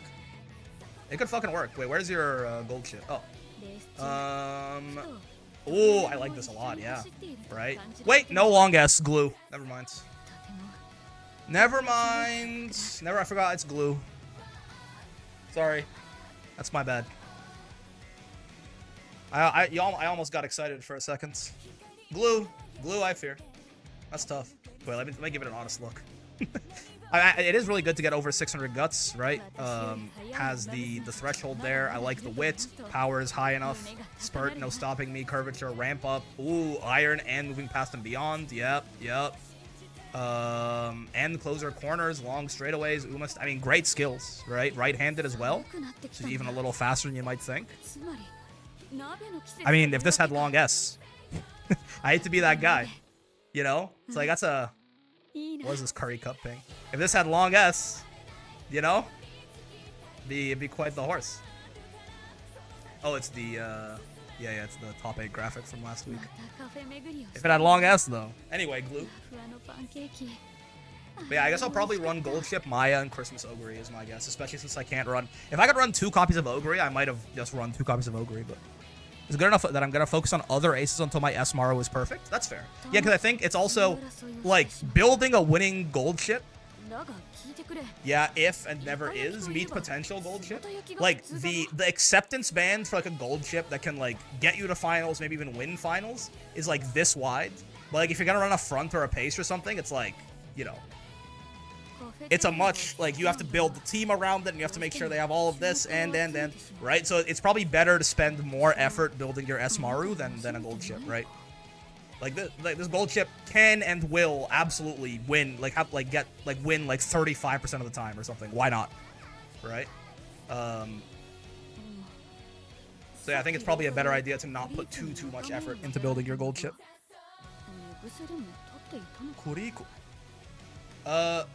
Bray, can you ping the UMA calculator for races in Haunts chat? Talking about the simulator? Yes. You can get curvature on that last corner too. It just goes so insane. Yeah, curvature is very good here. That's a good thing to remember actually, right? Curvature can double trigger. It has a cooldown, right? And this race is long enough that can definitely work. Style and distance corners cannot, to my understanding. No cooldown. And if we go like pace, chaser, corners, no cooldown, right? So curvature can trigger twice on this race. So curvature is like, I mean, it's not like anyone wasn't considering bringing Kita-san, but if you have the choice, right, with your skill points, always get curvature over these, right? It's still really nice for high rolling on that first corner. I mean, yeah, you want both, right? You want both, obviously. But if you have to pick between, if you're at that place at the end of the run, where it's like you only have enough skill points for one of them, I would pick curvature, for sure. You're talking about this thing, right, GBH? This? You think ramp up could trigger twice? Ramp up has to trigger in... You have to pass another runner. Yeah, it has to be in the mid-race, right? So you have to pass someone, like, both times in the mid-race? I think it's literally possible, but I don't know how likely it's going to be, right? Like, you're in the mid-race for more than 30 seconds, for sure, right? But you have to, like, pass someone, like, here and then here or something? It could.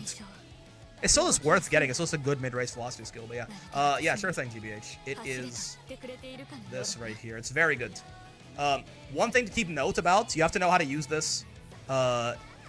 This assumes that skills hit their conditions, right? So, this calculator... like, heavily overvalues Mejiro Ryan, for example. Like, if you're ever trying to compare 2 horses together, Ryan is going to beat your Oshi every fucking time when you put her in here. This always assumes that skills activate. If they can activate, they do activate, right? So be very, very careful with this. It's a very good tool, but it's not necessarily gospel, right? It also very heavily seems to undervalue early game pace down mode deactivation. Like it doesn't consider Umastan a skill like at all, so worry about that. And if you don't turn on the skill wit check thing, it auto assumes that your gold skills activate and all of your skills activate, right? So if you're doing that on purpose, sure, but be careful, because if you're like, oh, I live, awesome, it might only be because your gold skill's activating, right? Or maybe only be because 2 of your gold skills are activating or something like that. Very good tool though. I love this thing. Like, this is amazing. You know, Catchy Devs, just the person who made it. Shout out, huge. This is fucking awesome. I love this thing. But you have to be a little careful with how you use it, for sure. Yeah. Less likely than curvature, but still nab it? Yeah. The stamina calc sheet is peak 2. The only one I had otherwise was outdated. To be honest, I just use it for cheat sheeting good excels for any course. Yeah. I use it as a stamina calculator, honestly. Like, I don't even... the stamina calculator that I use, the Google Sheets that I copied, is outdated now because it wasn't updated, I don't think.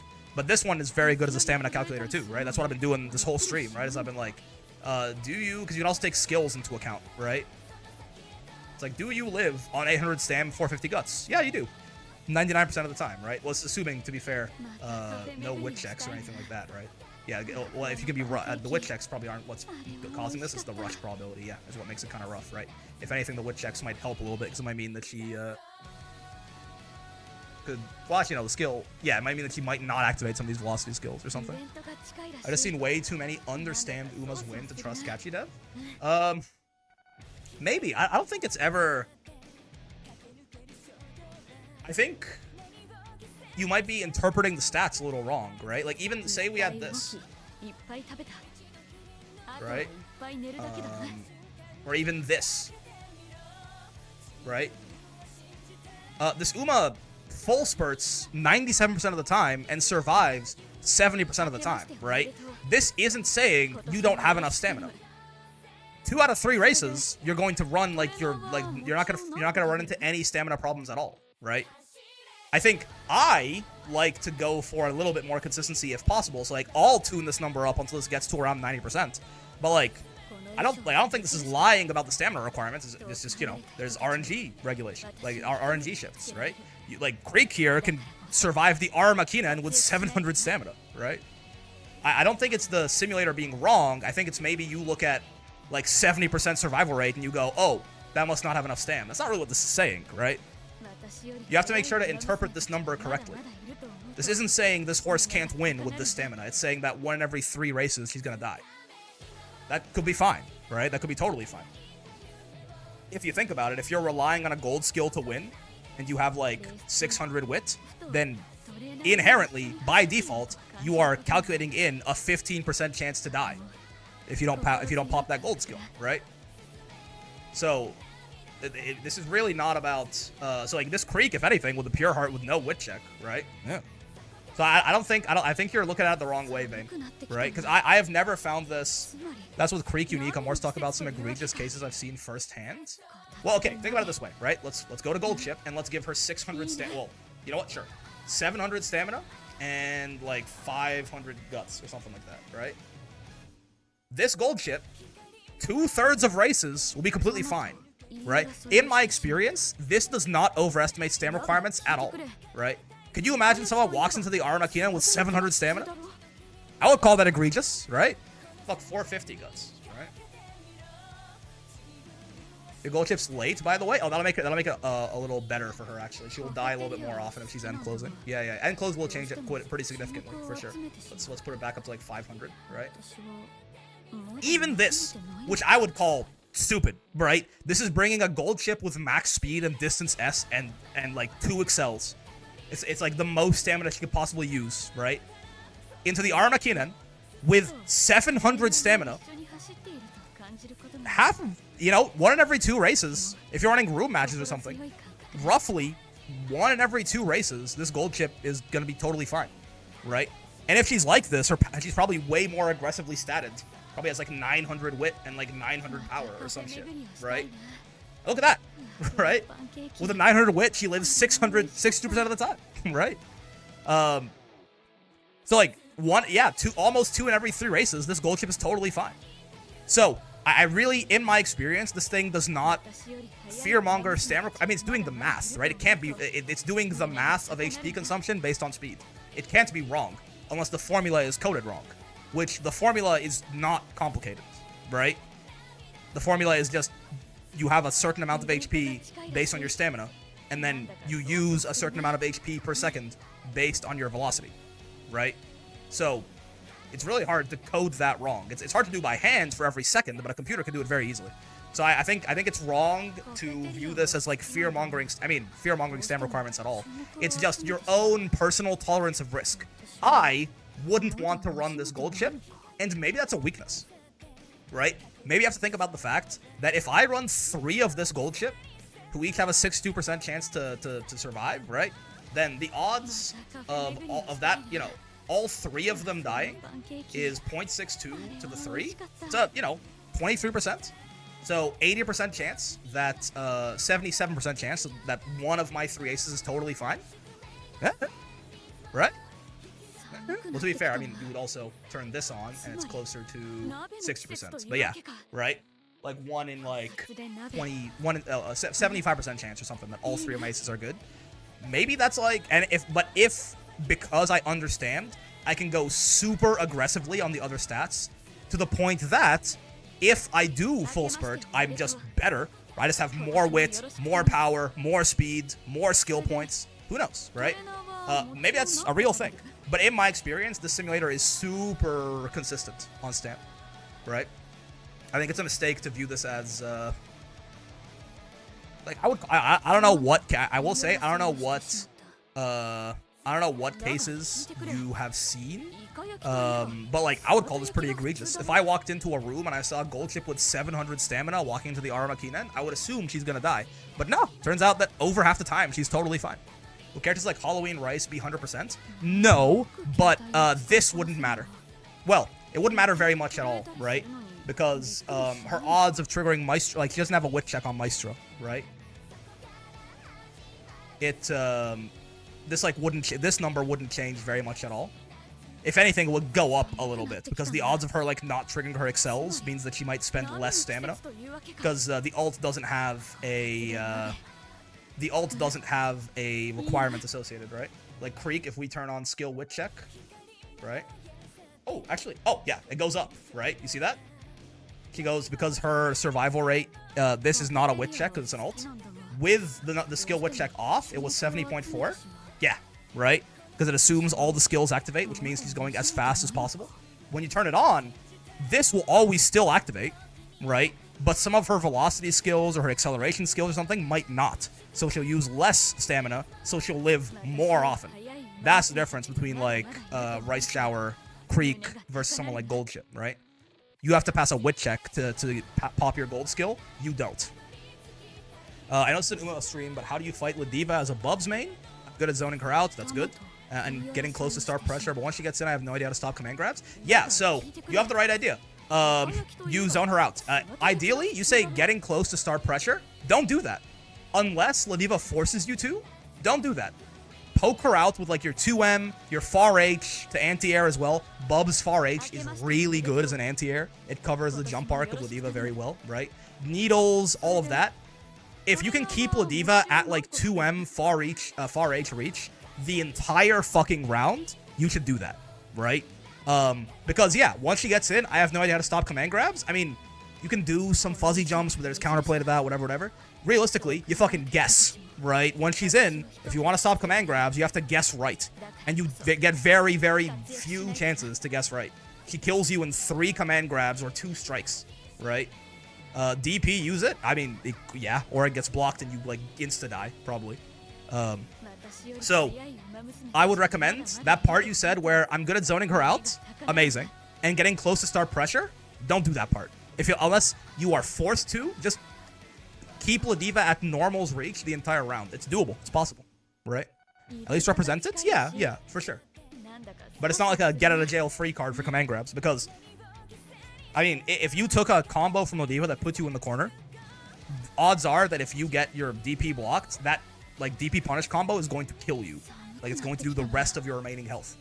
Like, you took like 5k from the first combo that put you in the corner, you're gonna take like 11k from that second one, especially if she's low on health, right? You will get unironically two-touched. So I would recommend just zoning her out the whole time.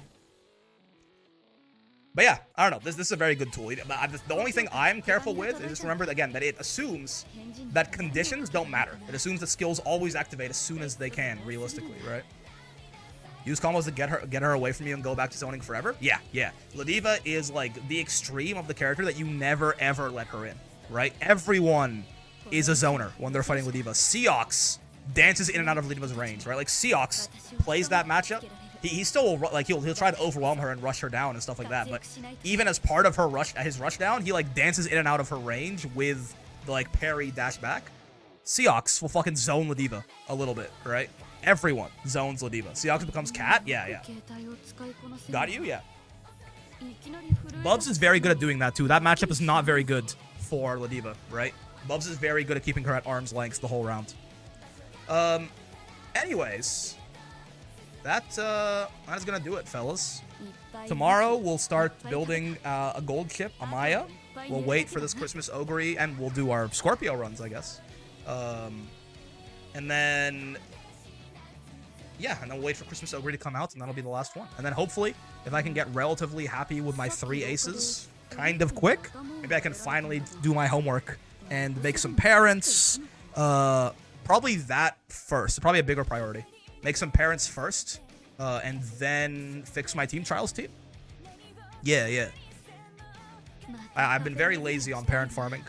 I've kind of tripped into a couple of decent ones just through playing the game a bunch. But that's about it. For now, though, happy almost New Year. And it's 9 p.m. for me right now. Happy New Year for anyone who's in a different time zone where it's already 2026. Goddamn, man. Where does all the time go? But Happy New Year. Anyone's got any fun New Year's plans or anything like that, enjoy them. And I'll see you tomorrow. And if not, I'll see you on Saturday if you're subbed and Sunday if you're not. For now. Peace. Doo-doo-doo.